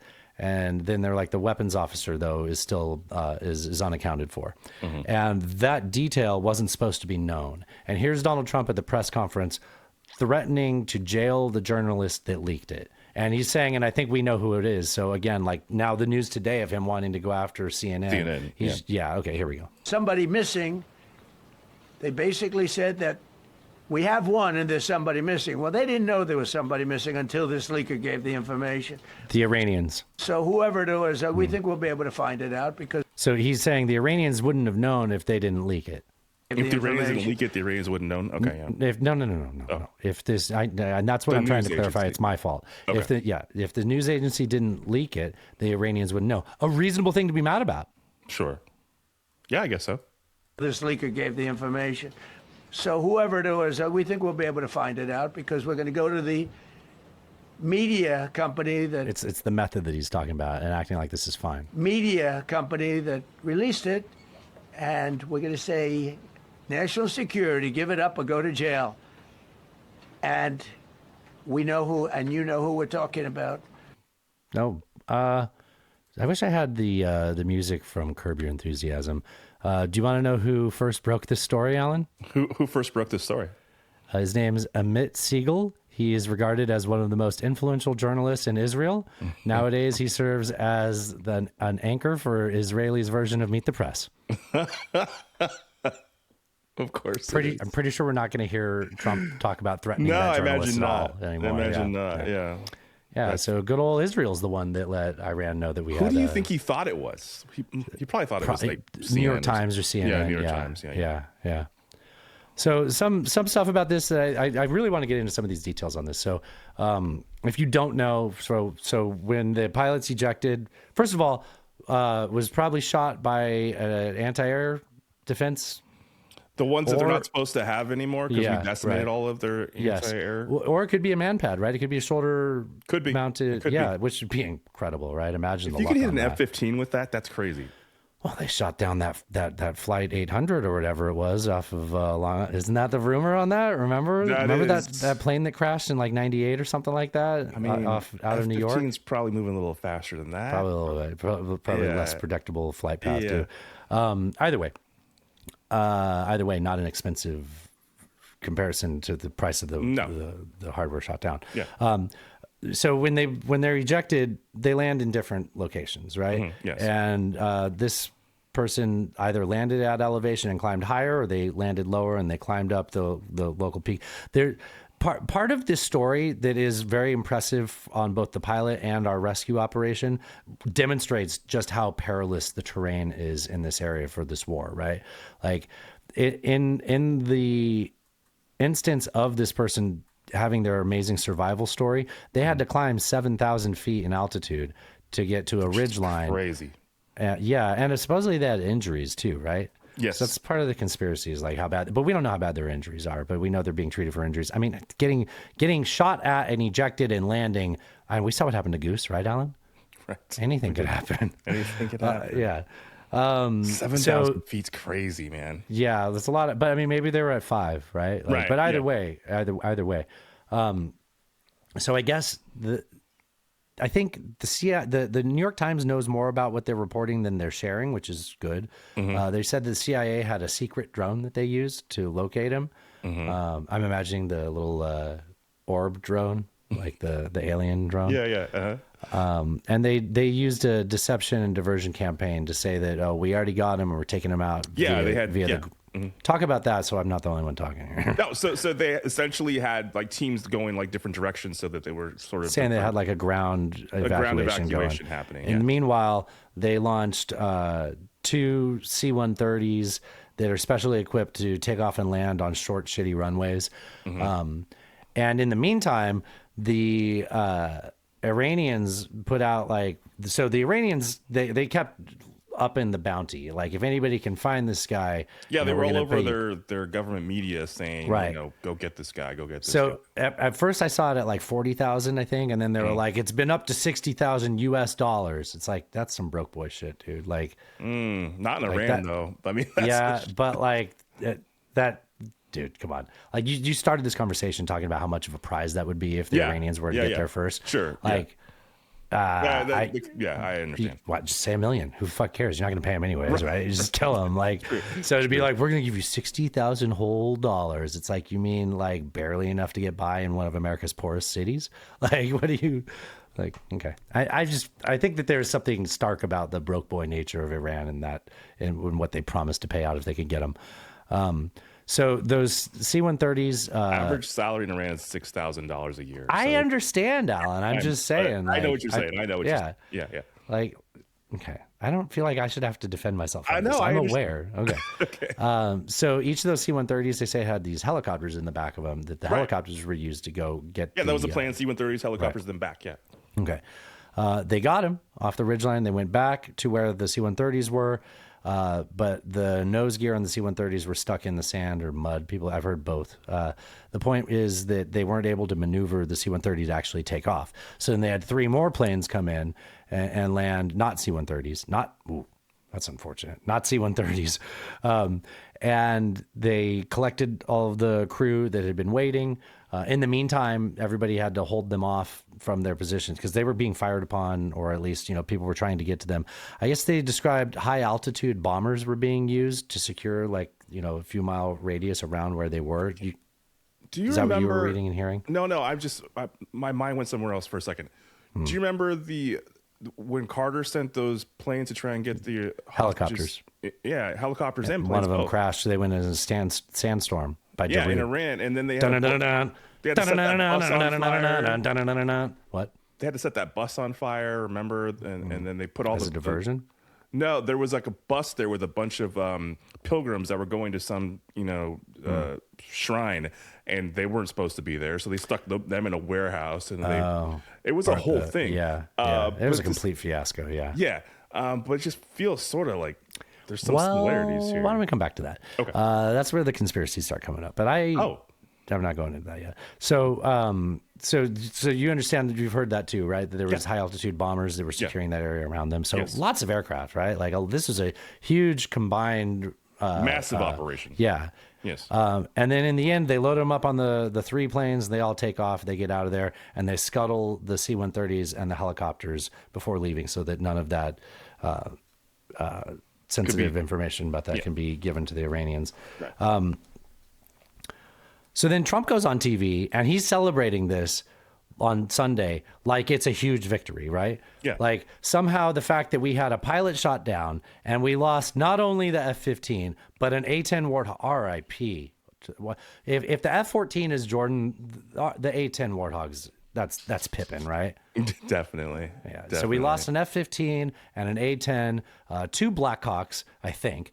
And then not to mention the 2 C-130s and the helicopters that were in the back of it and anything else that was involved with that. So basically Trump now thinks, like you were saying earlier, right? Mm-hmm. Actually, I'll let you say it. Well, no, I feel like this is so the operation to get Maduro out was successful. And again, that was very lucky. A pilot was very seriously injured, and that could have gone real bad, real fast. Fortunately, it did not. But this sort of a similar situation where the rescue operation was successful, but at a massive cost, and the potential for so much disaster was just all over the place. Luckily averted, yeah. Luckily averted. averted. Not even really. It wasn't averted. Disaster happened. They put 2 C-130s in there that they couldn't get out. Right. Yeah. That's not a success. No. Well, by no measure is that a success. I'm sorry. Success. The only measure is that we didn't leave a man behind, which I want to be clear is something to be very proud of and is priceless. But Trump now thinks after losing all this hardware and the morale hit of actually getting shot down while we supposedly have air superiority, that it's a sign that he can just do anything because all you have to do is throw money at it and hardware to recover the person. I don't fucking get it, but I do see how in his warped brain that makes sense. Dude, this whole operation ended up costing about $2 billion when it's all said and done. Right. To put that in perspective, you're losing $100 million for the F-15, $20 million for the A-10 alone, $300 million for the C-130s, plus all the scuttled gear, the firepower used. It hits that $2 billion number real fast. Real quick. And like I said, it's great we didn't lose the soldier. That is the point. They really is the point. But you don't go on and act like that's a fucking, the meme where it's like the guy celebrating and drinking the champagne and biting the medal, and then you zoom out and he's in 3rd place. Yes. That's Trump celebrating to this. Yeah, I mean, but in his mind, I think this is just more evidence that he's invincible and that. But all of that was because a jet got shot down by a $250,000 missile, a shoulder fired. No. In any actual logical terms, this was terrible. Aside from recovering the airmen, this is a complete failure. Yeah. And it cost a lot of money to be successful. And the successful operation had massive failures within it. He's just going to take this as evidence that he's bulletproof. That's all he's going to do. Yeah. By the way, we're week 6 into this 4 to 5 week operation. How are we losing 3 aircrafts in a day then, or more than that? Right after we already that's supposedly your air superiority should get better by now, I would imagine. We've obliterated those things multiple times at this point. Yeah. Right. Yeah. Just like Ayatollahs. So people were saying today that there was, so they're showing pictures online of a woman's military ID card and saying that she's a nuclear expert. They're also showing pictures of her American Express found with it. So apparently she just had her wallet with her when she was flying in. I guess that's a thing you do on super secret rescue missions. I think that's good OPSEC. I don't think that's... well, so the theory was that where they landed was 30 miles from Ishafar, where the uranium was stored. And remember when Trump, I think we did this on the Hidden Track, where he was like, how many people were involved in this? And Kane was like, I'd rather keep that a secret. He's like, okay, I'll keep it a secret, but it was hundreds. Yeah. So apparently in those C-130s, they're saying are hundreds of troops. Now, I don't know if that means there was hundreds of people involved in the operation, and that's what he doesn't want to disclose. But the rumor now is each of those C-130s wasn't loaded with helicopters. They were loaded with commandos, and that was the ground invasion. Even if you're talking about several hundred people, I just don't see that as the ground invasion. And if that is the ground invasion to get the uranium, and that this was all a failure, you're supposed to have me go off of pictures online that could be fake or could not be fake of a woman's ID and credit card. Like what? She was going to go to one of those like pop-up Burger Kings we have come out of the back of those C-130s. Like, So wait, the story is that in addition to rescuing this airman, they were also going to send in these hundreds. No, they're saying there was the crashed F-15 was a cover. Yeah. Okay, that's fucking stupid. Yeah, I agree. Okay. Yeah. It also seems like a terrible place to leave your ID, right? Like, that's a really bad, and your American Express. Are these like dog tags are a thing still, right? I would assume. I right? believe they are. Yeah. Okay. Yeah. I don't know enough about that, but I feel like you don't bring your credit card and wallet.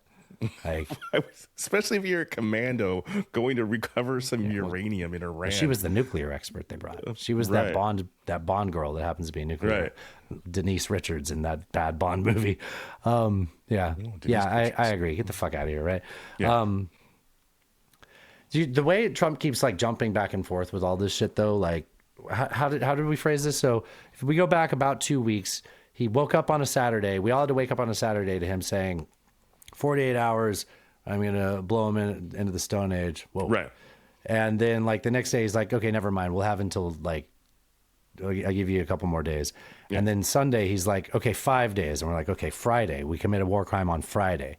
And then I think on Thursday, that's when he came up with the 10 days. And somehow that 10 days landed on a Monday, which was the Monday that they were going to be doing the Easter egg thing at the White House. And he realized that going into the weekend, he's like, oh, I can't do that. All right. So because of Easter, I didn't really plan this out. Right. So the guy who's doing 8D chess is like, shit, I forgot about Easter.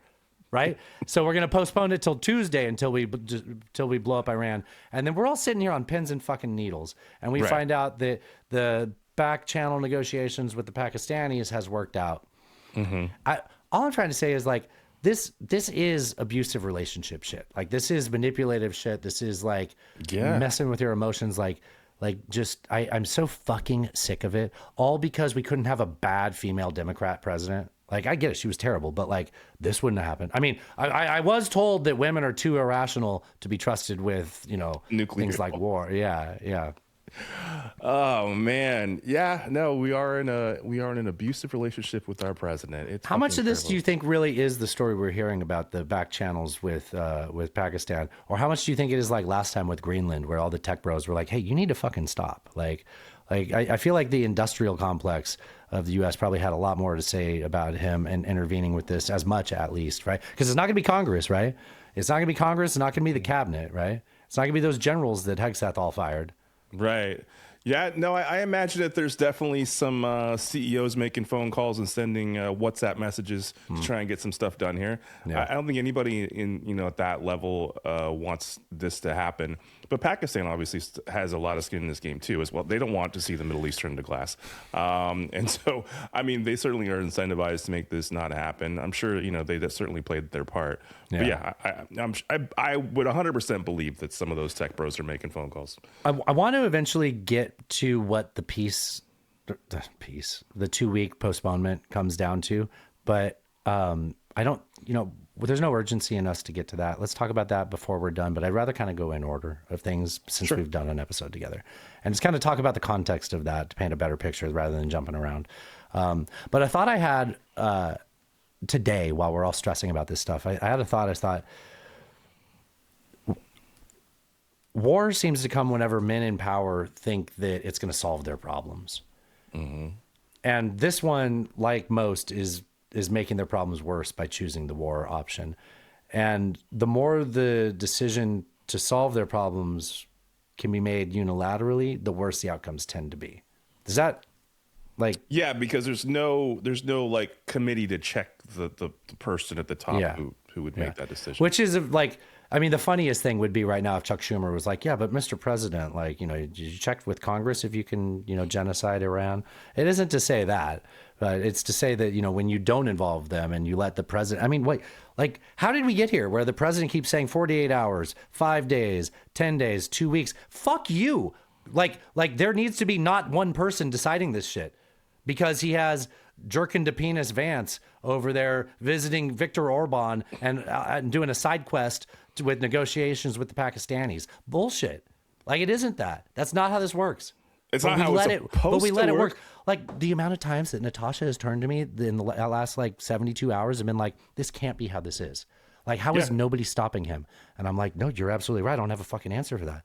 I 100% agree with her. There is impeachment via Congress, which takes 67% of Congress, right. And there is the 25th Amendment, which takes a majority of the cabinet, and neither of those people are going to do that. What does that leave us with? CIA, open top limo rides of Dealey Plaza. I take that. I hate saying that. Fuck, man.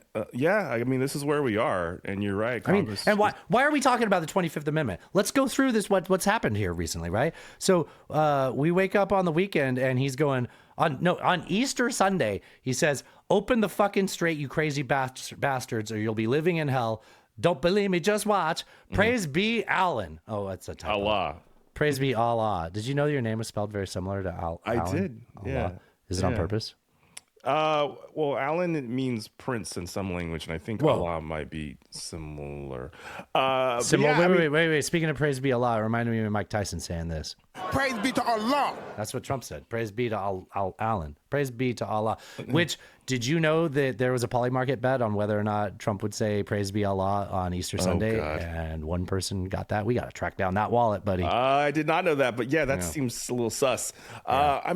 Any other I guess this is just the madness we've become used to, but any president saying open the fucking straight, you crazy bastards, or you'll be living in hell. Yeah. What the Too late, by the way, too late. Right. Because we're here already. Jesus Christ. You get it. We're already in it. You get it. I get it. Okay. Well, I think I have a theory about that. So before Trump said that, there was all that news about Artemis, right? And the space program. And there was that cute video of this kid saying this.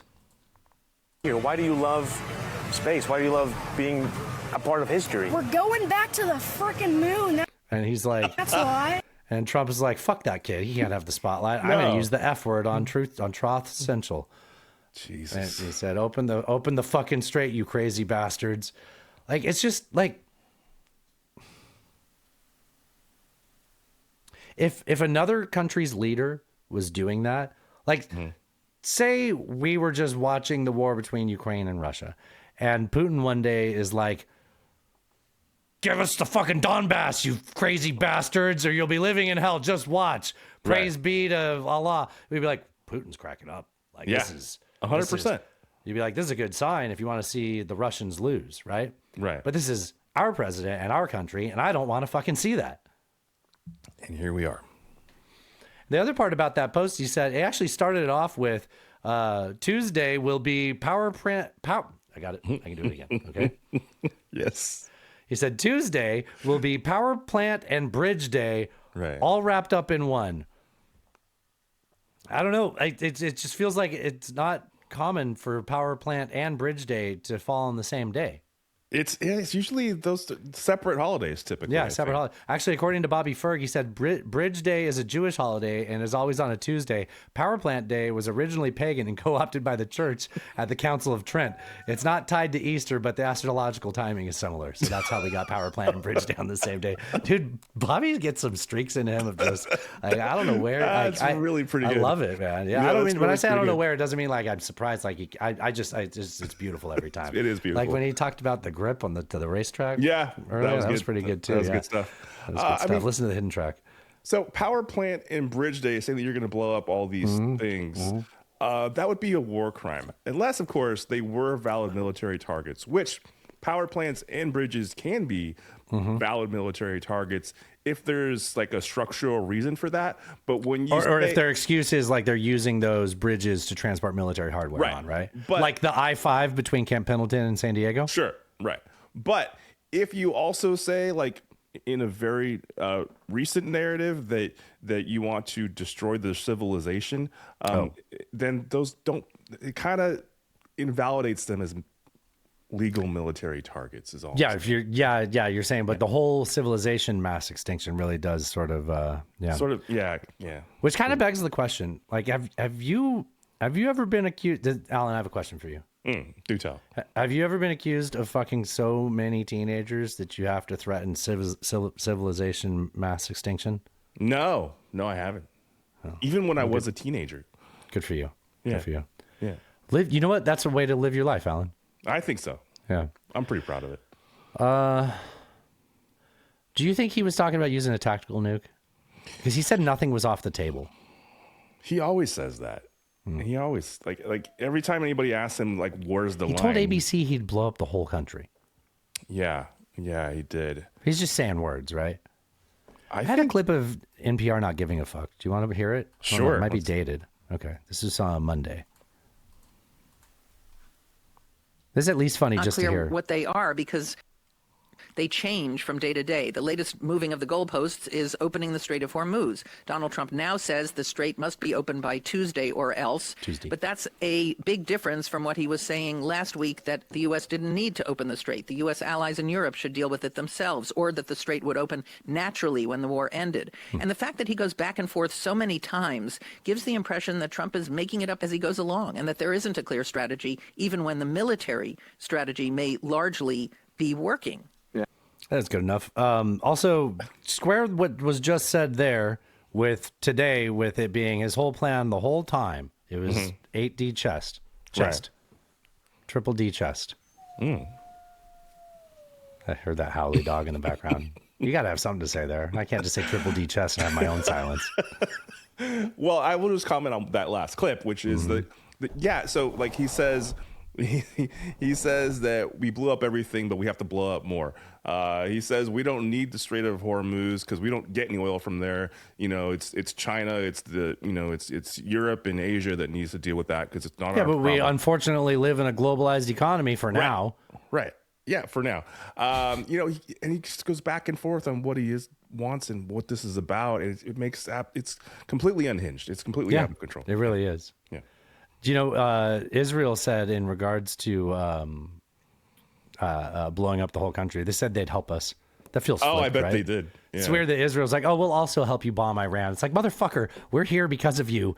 Like, why is this all on us? Like, I really fucking resent that, honestly. Somehow, Bibi Netanyahu has tricked the American president into this war being all about us. Yep. It is. Like, we've done that, but I'm mad about it, and it never should have been this way. Well, it is now. It is now because it's done. And this is like completely predictable by Bibi when he talked us into doing this, right? This is completely predictable by everybody. Yeah. I mean, Trump said on Monday, which was like 36 hours from when we're recording this, Trump said that his main goal is still preventing a nuclear weapon, which still means getting the uranium out. So then what? Opening the strait isn't the end of everything. It's just the end of this phase. So when he said, when Bull Moose is like, you guys lost your badge, you got to stick to the plan to get to how things were, the uranium's still there. Like, what are you fucking talking about? And the people in charge are even more hardliners than ever before. And you've taught them that they need to have a nuclear weapon now. So there is no peace at the end of this 2 weeks. At best, we can have a deal set up where the strait is opened, and now we still have to resolve how we get the uranium out. Now, let's talk about some of the details. Do you have anything? Sorry, I'm on one. Okay, so I can imagine. Let's talk about some of the negotiations. So we talk about the Islamabad track. That's kind of what we gotta know this as. That's going to be the phrase about this, because there was two negotiation tracks. There was direct negotiations with the regime, wasn't going anywhere. There was supposedly good shuttle diplomacy where we were sending messages to Islamabad, the president, the Pakistanis. Yeah, and the field marshal in Pakistan, who were then passing that information to Iran and vice versa, right? And Iran's requirement is to open the strait. The requirement on Iran is to open the Strait of Hormuz, reopen it to all international shipping. The requirement on the U.S. is to suspend Operation Epic Fury, so airstrikes on infrastructure, all of the stuff that Trump was threatening to do today. That's phase one for 45 days. That's they didn't get that, right? But that's kind of been the negotiation. That was supposedly rejected. And nobody, by the way, Trump wasn't slamming CNN when that was getting rejected because he was the tough guy saying he was going to bomb them. But once it came out that Trump caved, which I'm glad he did, he goes, oh, but CNN's reporting earlier that, our negotiations had failed. It's because there was two tracks, right? Yes. And just to your point, real quick. As best we know. As best we know, yeah. The fact that he tacoed today is very good. I'm very happy that he tacoed. I would much prefer that to the other option. So, yeah, tacos for the table. And then there's a permanent resolution, which is what we've got to aim for, right? So opening the strait and stopping bombing Iran temporarily gets us to, this is just like with Israel where they didn't do this, but the argument is once you get to a point where you don't kill people every day, re-escalating has a cost to it, right? There's effort to it, right? Yes. Like you have relaxed. It's just like running, stopping at the light. You're like, fuck, I got to keep going. I got to start again. Like stopping and starting has its own effect to the cadence of the Connecticut action. And you're more likely to get to a permanent resolution when you can create a temporary one, right? So ultimately, if the goal is to dismantle Iran's nuclear program, just stopping shooting at each other can maybe allow you to get to a point where you can negotiate. We were never going to bomb the strait open and bomb the nuclear material out of Iran. That was never going to happen. It's not possible. It's not possible to do that. That's why it's never going to happen. So this is good. This gets us to a position where hopefully there can be talks. I don't have any faith in it, though. I don't have any faith because what happened the last two times that Iran was talking to us? We bombed them. Oh, shit. Yeah, that's exactly what happened. While the negotiations were in progress, we bombed. But Pakistan's proposal was, hey, Iran, it's a goodwill swap if you open the strait. Hey, U.S., 14 days without bombing Iran.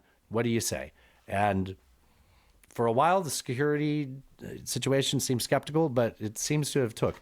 So let's talk a little bit about the process that we know of going into this, because everything this evening and afternoon is still murky to us at this time. You guys probably know about it more in the future when you're hearing this, but there were negotiations going on. I've been saying for several weeks now, Trump has been stuck because he didn't like the options he had, and he thought he could manifest his way out of it.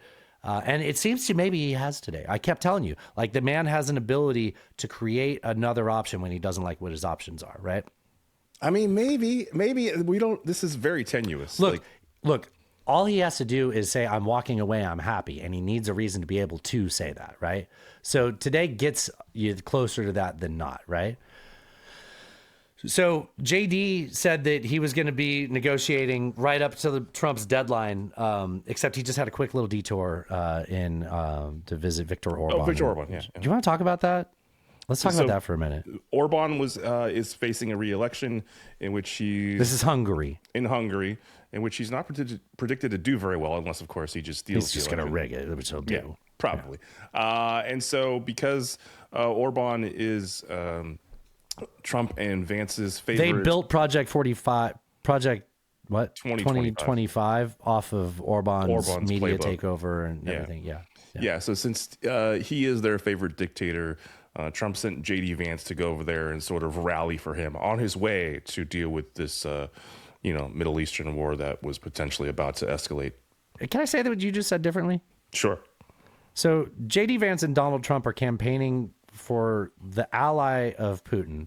Yes. Who is invading someone that we've been supporting in Ukraine, but also who is assisting our enemies in Iran, including strikes on the airbase where our 15 or more soldiers were injured last week. Right. In Saudi Arabia. It feels really weird that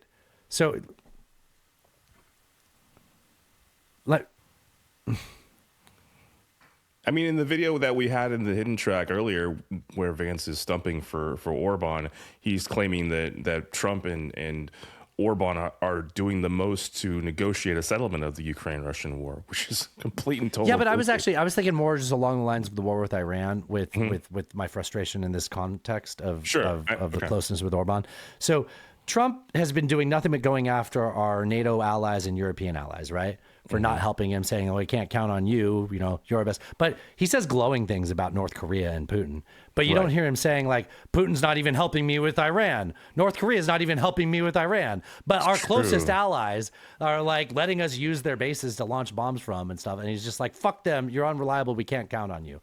Meanwhile, he can't even say a bad thing about Russia while they are actively supplying targeting information to Iran and getting our soldiers injured. Yes. In another ally that we supposedly we have military defense pacts with, Saudi Arabia. Yeah, also that. Okay, all right. Did I? Yeah. That's yeah. Okay. That's where the AWAC got shot. Yeah. I have some additional information about Viktor Orban. In October, Vladimir Putin had a call with Viktor Orban where Viktor Orban said, "I am at your service." Oh, that's nice. Yeah. Yep. So I don't know. I mean, I think the moment came and went, but maybe we'll hear about it. I mean, I think the Pope died like a day after he hung out with J.D. Vance. It's true. So maybe he'll give him a just killed the Pope treatment. We'll see. Oh. Which would actually fall right into Orban's playbook because I don't know if you remember this, but Putin suggested that Orban fake an assassination attempt in a move they called in intercepted cables called the Game Changer. Which I don't remember that at all. Yeah. I believe it though. Yeah. Sound familiar? Yeah, it does sound familiar. Does? Oh, okay. Yeah. All right. I think that's something I want to talk about Seska with tomorrow about, you never hear anything. You say this all the time. You never hear anything about the Charlie Kirk shooter. You never hear anything about the shooter in Butler, right? Like, I mean, we knew about like Hinckley being obsessed with Jodie Foster. Like it feels like it's been like 2 years now almost. We haven't heard anything about at least a year and a half. Yeah. Yeah. It was in July or June. Yeah. That's crazy. Yeah. Back to the subject though. So to me, the thing is like, I want to go back to the subject with Iran and like the concept of the war that we're in with them, right? Like we are fighting a war with Israel against Iran where we think we can bomb the hell out of them and get what we want. But Iran is just trying to last longer than the global economy will collapse under America's war strategy. Mm-hmm. Right? Yeah, they don't have to defeat the U.S. to win. They just have to exist longer than the world will collapse if the U.S. does what they're doing. Right. Yes. So Iran is actually waging a very predictable asymmetrical war against the global economy. And since it was a very predictable war, and since it was started by him, I feel like there is no other way to call this Donald Trump's war. Why are we not calling this Trump's war? We shouldn't call it the Iran war. We should call it Trump's war. Yes, he would probably like that. Because he thinks he's going to win it. He can have it. You know what? And I hope we do well. I would love for us to do well. I'm terrified that we aren't doing well. I don't think we're doing well at all. And I think that he loves to put his name on things. We should call it the Trump war. We'll do it in gold letters. I'm sure he'd like that. Yeah. It's a great idea. I do like that we have sort of a ceasefire framework, right? Because I always talk about how wars are bookended by talks, and I like that we're in those talks. And I say that a lot. We're in this moment now. Hopefully, something comes from this. I'm not that optimistic, man. I am also not.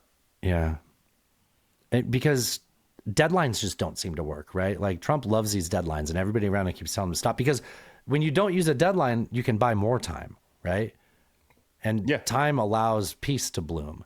And just having these constraints where every morning he wakes up, like things got worse today because he opened his fucking mouth, right? Like the fact that the front door got closed, the back door's party time still. Like I'm glad that worked out, but like things escalated by threatening the civilizational collapse. Right. I don't. Do you see this as the Iranians caving? I mean, to an extent, they did need to acquiesce and say, okay, we will open up the strait. Like, but that's also good for them too, right? Yeah, I don't see this as the Iranians caving. It is better for the Iranians to have the strait open. It is better. No, and I don't. We'll talk. I don't know if we're going to talk about it now. Talk about whatever you want to talk about now. There's no order in it. All right. The 10-point plan that the Iranians proposed included a $2 million fee for boats going through the Strait of Hormuz, which was what Trump told everybody to do: go get your own oil. Right. And then they said that they would share that with Oman because they're on the other side right there, right? And that they would be like in a revenue sharing experience. So just to be clear, like even if what about Qatar? Qatar's not. Oh no, they just said Oman. Okay. But just to be clear, like, if that is the off ramp to this war, there is now a $2 million toll that wasn't here before Trump decided to get involved in. But you killed the 80-year-old Ayatollah and replaced him with a more hard line who's probably willing to get nukes than his father. Like that's where we're at. And the worst thing that could happen is we get them to agree to negotiations and then bomb them in the middle of negotiations again, making it even less likely that they'll ever listen to us again and again, right? And there's nothing that those bombings would accomplish that wouldn't, there's a reason that we kind of gave up because you can't bomb them into submission in this regard. See Iraq War II, we've known this for decades. Like this is not how that works. No, we got told that the whole time because when me and you were growing up, everybody was like, you think Iraq's bad. They want to do Iran next. And we had this fear in us that as soon as they're done with Iraq, they're going to go to Iran. Yes. Because they wanted to. It was part of the new American century. Bolton, John Bolton were like, and all we ever talked about was, you think Iraq's bad. Iran's even worse. It's bigger geographically. It's a higher population. It's a worse terrain. I don't know shit. I come out here with a lot of strong opinions. I don't know shit about this shit. And I know that. And he knew that. He knew that. He just thinks that, why would he listen to these people? They don't know. Nobody knows more than Trump in a room, right? And he has good luck. Yep. He's invincible. Bulletproof. That's what he thinks. He's he's not insane, right? But he has excellent self-preservation skills, right? I suppose there's that. And that's kind of what we're seeing today, right? But it would be much more on brand for him to just declare victory and pivot. So maybe he let loose a few more victory bombs on the way out. You can say that he did this better than Obama and Biden never did. He can get Oman and Qatar to work on the strait. I have a sound from whenever we talk about Qatar. When I believe in a thing called love. Remember that part when he goes Qatar, but it sounds like he says Qatar here. That's Qatar. Nice. He tells Oman and Qatar to work to open up the strait, but we walk away. You get MBS to structure regional security framework. What's the point of having an ally in the region if you can't? At least while we do. Mm-hmm. And then we won't pay Iran reparations directly. We'll get the Saudis to, and then we'll give Kushner some of his money. Yeah, back part of the $2 million toll is that they would use that to repair their infrastructure. But I think they are looking for more funding from other Middle Eastern states like the Saudis and the Qataris as well. Can we talk about infrastructure? Sure. So there was a lot of fires going on at petrochemical plants in Iran, and then also I think Saudi Arabia, right? Launched. Yes. Okay. That was yesterday night, right? 85% of Iran's petrochemical production was taken out Monday by Israel, and then that was the response to hit that one in Saudi Arabia. Do you that is gonna be more long lasting. Like these plants and these oil fields being destroyed are more long lasting than a 2-week truce, a 45-day truce, right? Of course. And these have ripple effects on our global economy, which kind of leads to a question I've been thinking about. Do you remember that one time under Trump's presidency where global supply chains were dramatically shut off or restricted or like restructured, causing long-term price hikes and shortages across global markets and forcing millions of Americans into poverty? I do seem to recall this, yes. You remember that one time? I remember that one time. There was there was that virus, there was, No, this was a joke. There was that time. There was the tariffs. There was this war. Too. Yeah, there was, just non-fucking, I mean, I just named 3. but Bidenflation. Right. That's 3 in 5 years of total being in office. This one's super self-inflicted. Maybe the first one not, but the last one also self-inflicted. 2 out of 3, super self-inflicted. Not to mention there was a manufacturing recession under Trump's first term before COVID even. Right, that's true. But the Iranian economy is even worse off now than it was. I mean, it was bad before the war. One of the things that got hit recently was a steel mill in Iran. I guess steel is one of their outside of petrochemicals, it's like one of their huge exports. Mm-hmm. But they're going to need a steel plant to rebuild their infrastructure, especially if we blow up all their bombs and their bridges and highways, right? Yeah. But that thing's going to be out. They say it's going to take 5 to 10 years to rebuild that plant. Fucking hell. Yeah. It's just... shit like this makes me think like the Fermi paradox is like pretty easy. Oh, to yeah. explain. Like it is the needle. Right. Theory. We do. Yeah. Prevent ourselves. Yeah. So who benefits from that, right? Like if they don't have any ability to rebuild their own infrastructure, they're not going to turn to us to rebuild it, right? I would imagine not. So they're going to set up a toll booth on the Strait of Hormuz, and they're going to take that money and then turn to China. So everything we do just keeps... Dude, China's got to be at the back of all of this, right? Every time we're pivoting towards Asia, they get us to go to some war over here and do things so that they can come in and rebuild those countries. Belt and Road comes to Iran. Yeah, that'd be great. It's nice to blame them when it's really just arrogance and stupidity on our part, right? Yeah. Well, our president's part, yes. What's frustrating is Trump is so focused on how proud he is of everything he's been destroying. Mm-hmm. But history is going to judge all of this based on what he's built or what is built. And it's going to be more about either what new regime is built or what country is getting credit for the rebuilding. And it's not going to be us. And it's not going to be something that is better for America at the end of the day. I mean, it feels like America, as we knew it, was already in sort of a downward spiral. But this has just accelerated all of that. And it's all completely self-inflicted. Completely. And which brings us to the conversation that we've sort of been dancing around about the 25th Amendment and impeachment. So Marjorie Taylor this morning was saying, here, let's see if it's a good clip. No, I'm not listening to Lev Parna's son talk about it. She said he was insane, I believe. So, definition of evoking the 25th Amendment. Here is Alex Jones on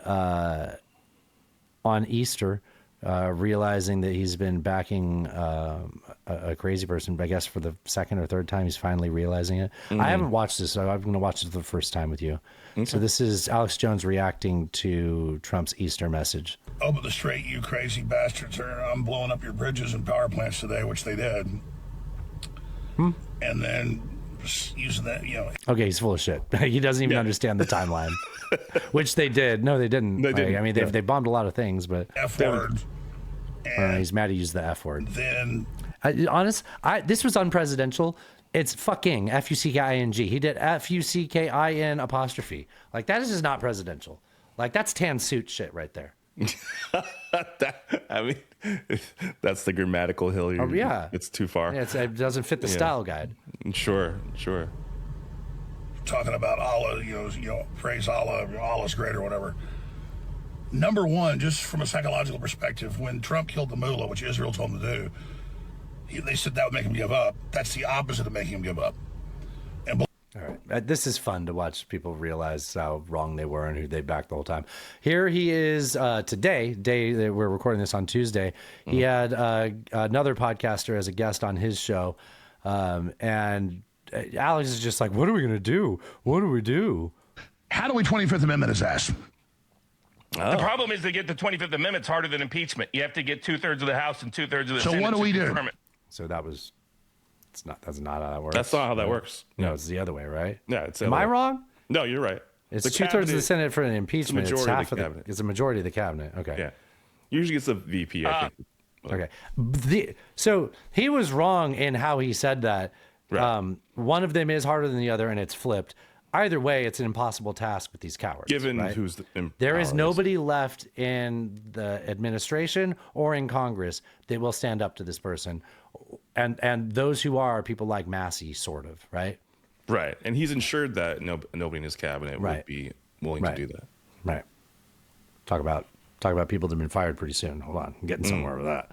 Tackle Trump and let him pretend he's president and publicly report that he's going through a health issue and Vance take over.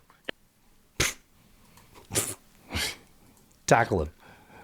Yeah, I mean, this is what the conspiracy theorists were saying under Biden was that either Trump was still the president or that Kamala was actually the acting president, like on either side. They're just another way to twist into some bullshit. Well, like I said, if Congress and the cabinet won't act, there is always the CIA option. Speaking of the CIA, they had to be pretty pissed when this came out. So here's a Fox News reporter talking about a conversation that he had with Trump. And then the next clip I'm going to play is Trump admitting it and talking about it on Easter at the White House. Now, the president also provided new details on what happened earlier this year as the Iranian regime took to the streets and slaughtered what the president tells me is 45,000 civilians in their own country. After that took place, President Trump told me the United States sent guns to the Iranian protesters. He tells me we sent them a lot of guns. We sent them to the Kurds, and the president says he thinks the Kurds kept them. The CIA is just like, hey, man, shut the fuck up. Like, what is wrong with you? God damn it, dude. Can you believe this shit? No. You didn't see that before? No, I hadn't seen that. No. They came one right after another. And they took them. Pwah. Pwah. Come on. They can't all come at the same time. That's no they fun. can't. Oh, I got you there. Let's go. Come on. Get in. Let's go. Pwah. They don't want to come at the same time. That's so much fun. Oh, man. Then, this is him on the White House lawn doing the Easter egg roll thing on Monday. Sent some guns, but the group that was supposed to give, which I said would happen to my people, I said it, I called it exactly. We sent guns, a lot of guns. They were supposed to go to the people so they could fight back against these thugs. You know what happened? The people that they sent them to kept them because they said, what a beautiful gun, I think I'll keep it. So I'm very upset with a certain group of people, and they're going to pay a big price for that. But the Iranian... It rhymes with, it's in a very famous nursery rhyme about a Little Miss Muffet, okay? It's a hint. Like, I don't want to give everything away. Fucking, like, I want all press conferences to have light jazz. The jazz, live jazz. I fucking love it, man. It's great. Yeah. Add some levity to the situation. Yeah. Gosh, what have we not talked about? Let me see here. Do you want to talk about what a win would look like to you at this point, or is that impossible at this point? I mean, a win would look like a time machine to go back and make this never happen. Even Iranians in the diaspora who were like celebrating in West LA when the invasion took place the first time, or the bombing, those people, all their numbers have tanked. He doesn't have any support with that. Right. And it's just like the way him and Pete have handled it, right? Speaking of Pete, do you remember, you taught me this phrase. Do you remember the management theory where people get promoted until they hit like the level of their Peter income? Principle? The Peter Principle, yeah. Yeah. Actually, hold on. Let me do that again with this background because I think I'm going to make a video of this. Actually, it don't matter. I'll just cut that out of it anyways. Isn't it funny that his name's Pete?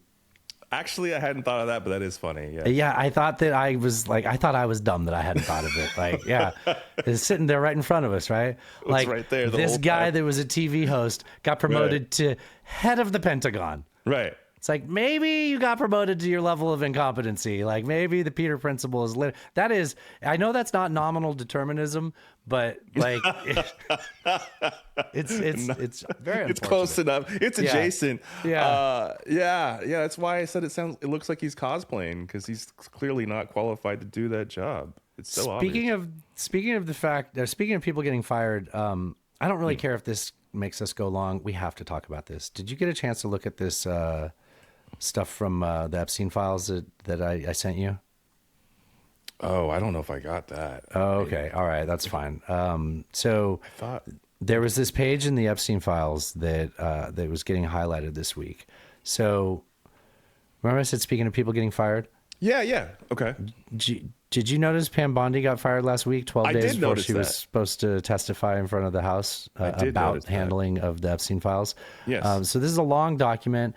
If you're just listening, I can tell you it's so all these files are searchable, right, by their file name. Mm-hmm. You want to look for the first page on this document, or here, go for EFTA 005-08979. So if you go into the Epstein files on the White House or the justice.gov, search EFTA 005-08979. It's a lot of conversation about how Trump isn't building the wall and how that's going to cost him 2020. This is between Epstein and I believe Bannon, but there's redactions in it. This all came out at the same day in 2018 that Trump said like he was unilaterally pulling out of Syria. So Trump pulling out of Syria, bad sign. He's up to something, and this is not good. People are like, "Oh, well, pulling out of Syria is not bad." And he's like, and Epstein's like, "No, he needs a diversion." Everybody, so whoever was in Russia was saying that everybody here is surprised about it. One of the people was in Moscow. They don't really understand why he's doing it. Okay, that's some of the so this is Epstein's note in this. This is why I want to talk about this. Tell me if this sounds relevant. You guys need to understand that he's psychotic. This is Epstein about his friend. And he would not blink twice at encouraging an attack on the U.S. so he can leap to the country's defense. It's a mindset. If I go down, I'm taking everyone with it. Cornering a rat is never a good idea. Could be they're talking about Syria again a little bit more. One explanation is that he doesn't want them in harm's way. There's about troops in Syria. No. So this is why we're getting troops out of Syria while he's causing this distraction. So Epstein's suggesting that maybe something really big was going to happen in that region, which didn't, right? Yeah. But the point is Epstein talking about the person he knows so well, saying that he might be pulling them out of that region because he's about to do something dramatic in that region, and he wants to pull the troops out of there for safety. And his example he gives here is right here: take your family out of the house before you blow it up. It's the right move. Yeah, he says Russia, Turkey, Iran. He also might have just decided to trade the Kurds to Turkey for them standing down on Saudi. The game is now on. Wow. Yeah. Wow. So, yeah. Kind of in the context of him willing to go to civilizational genocide, all to cover up the fact that he was fucking kids, accused, and had credible interviews with the FBI. Remember, this war, okay, two things. The interview that the FBI had with the accuser that was the 13-year-old with Trump was the day before Epstein died. Right. And this war started the day or just days after the DOJ admitted that they had redacted those files inappropriately and that they were going to release the FBI interviews, right? Right. That's when all of this happened. That's when all of this happened. Yeah. And me and you are doing the Lord's work, making sure that we're still fucking talking about this every week, because this will end someday, and this story is not dead. People care about this enough. Like, Dude, can I just do one more quote from this? Please, I rushed that, please. We only had 2K troops there. If you were to bomb Iran, they would be slaughtered. Response, oh, that would be crazy. Response, not from his perspective. Response, then he really is crazy. Like, holy shit, dude. And this is Bannon, most likely, and Jeffrey Epstein, the New York financier. Yes. Yeah. Yes. Yeah. Wow. I know. Look at us. We still did a 2-hour episode.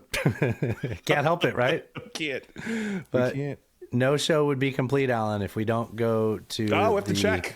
We got to check on the White House website and just see if the. They've updated the villain of the week. Yes, let's see. So let's find out about the media. What's this? The media biased exposed media offender of the week. Mm-hmm. Is it still CNN? Same one since November, which has been countless weeks. It's impossible to know how many weeks. Let's hit play. Capitol attack. God damn it. Brian Cole Jr., a 30-year-old white man from the D.C. suburbs, is charged with transporting an explosive device. All right. Well, maybe they'll do it next week. Maybe. Probably not. No, probably not. I saw a confusing headline from the New York Times. Okay. Because I get the email headlines now. It said, let me read it to you. It said, oh, I lost where I'm at. It said, Ye. Okay. Ye, denied entry, denied to the UK. And I'm looking at this and I'm thinking, are they saying ye as in the second person plural personal pronoun, meaning you? Like I'm denied entry to the UK? I have a trip planned. Ye. Or do they mean Ye yay as in the anti-Semitic bipolar rapper? I'm going to guess it's the second one. Okay.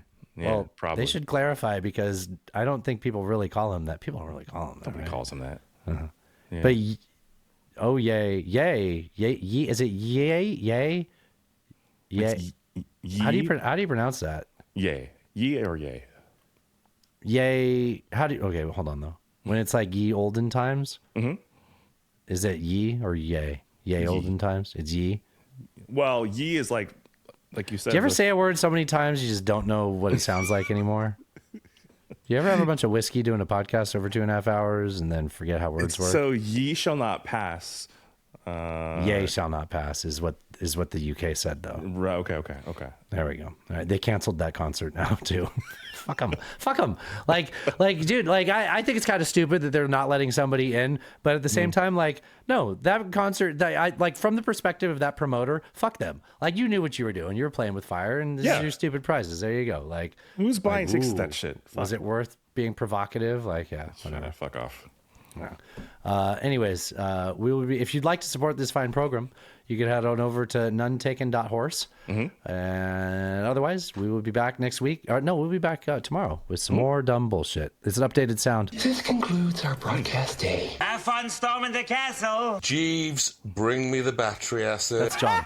It's not for women. When a guy's banging you, Y'all let me in his damn house. oh, how about that? Come in the name of peace. LMFAO. So what in the world is this? Trump's pee-pee. Why would you say something that stupid? I come without explanations or solutions. I'm a very sexy lady, cat turd. I will not suffer this harlot. How great! An anti-American Marxist. Ted Cruz, go fuck yourself. Read the news. China is asshole. God bless the United States. Bye-bye. Now this is podcasting. Drive safe, buddy. You like that? That was fun. I love it. I love it. That's great. Back at the Linda Est.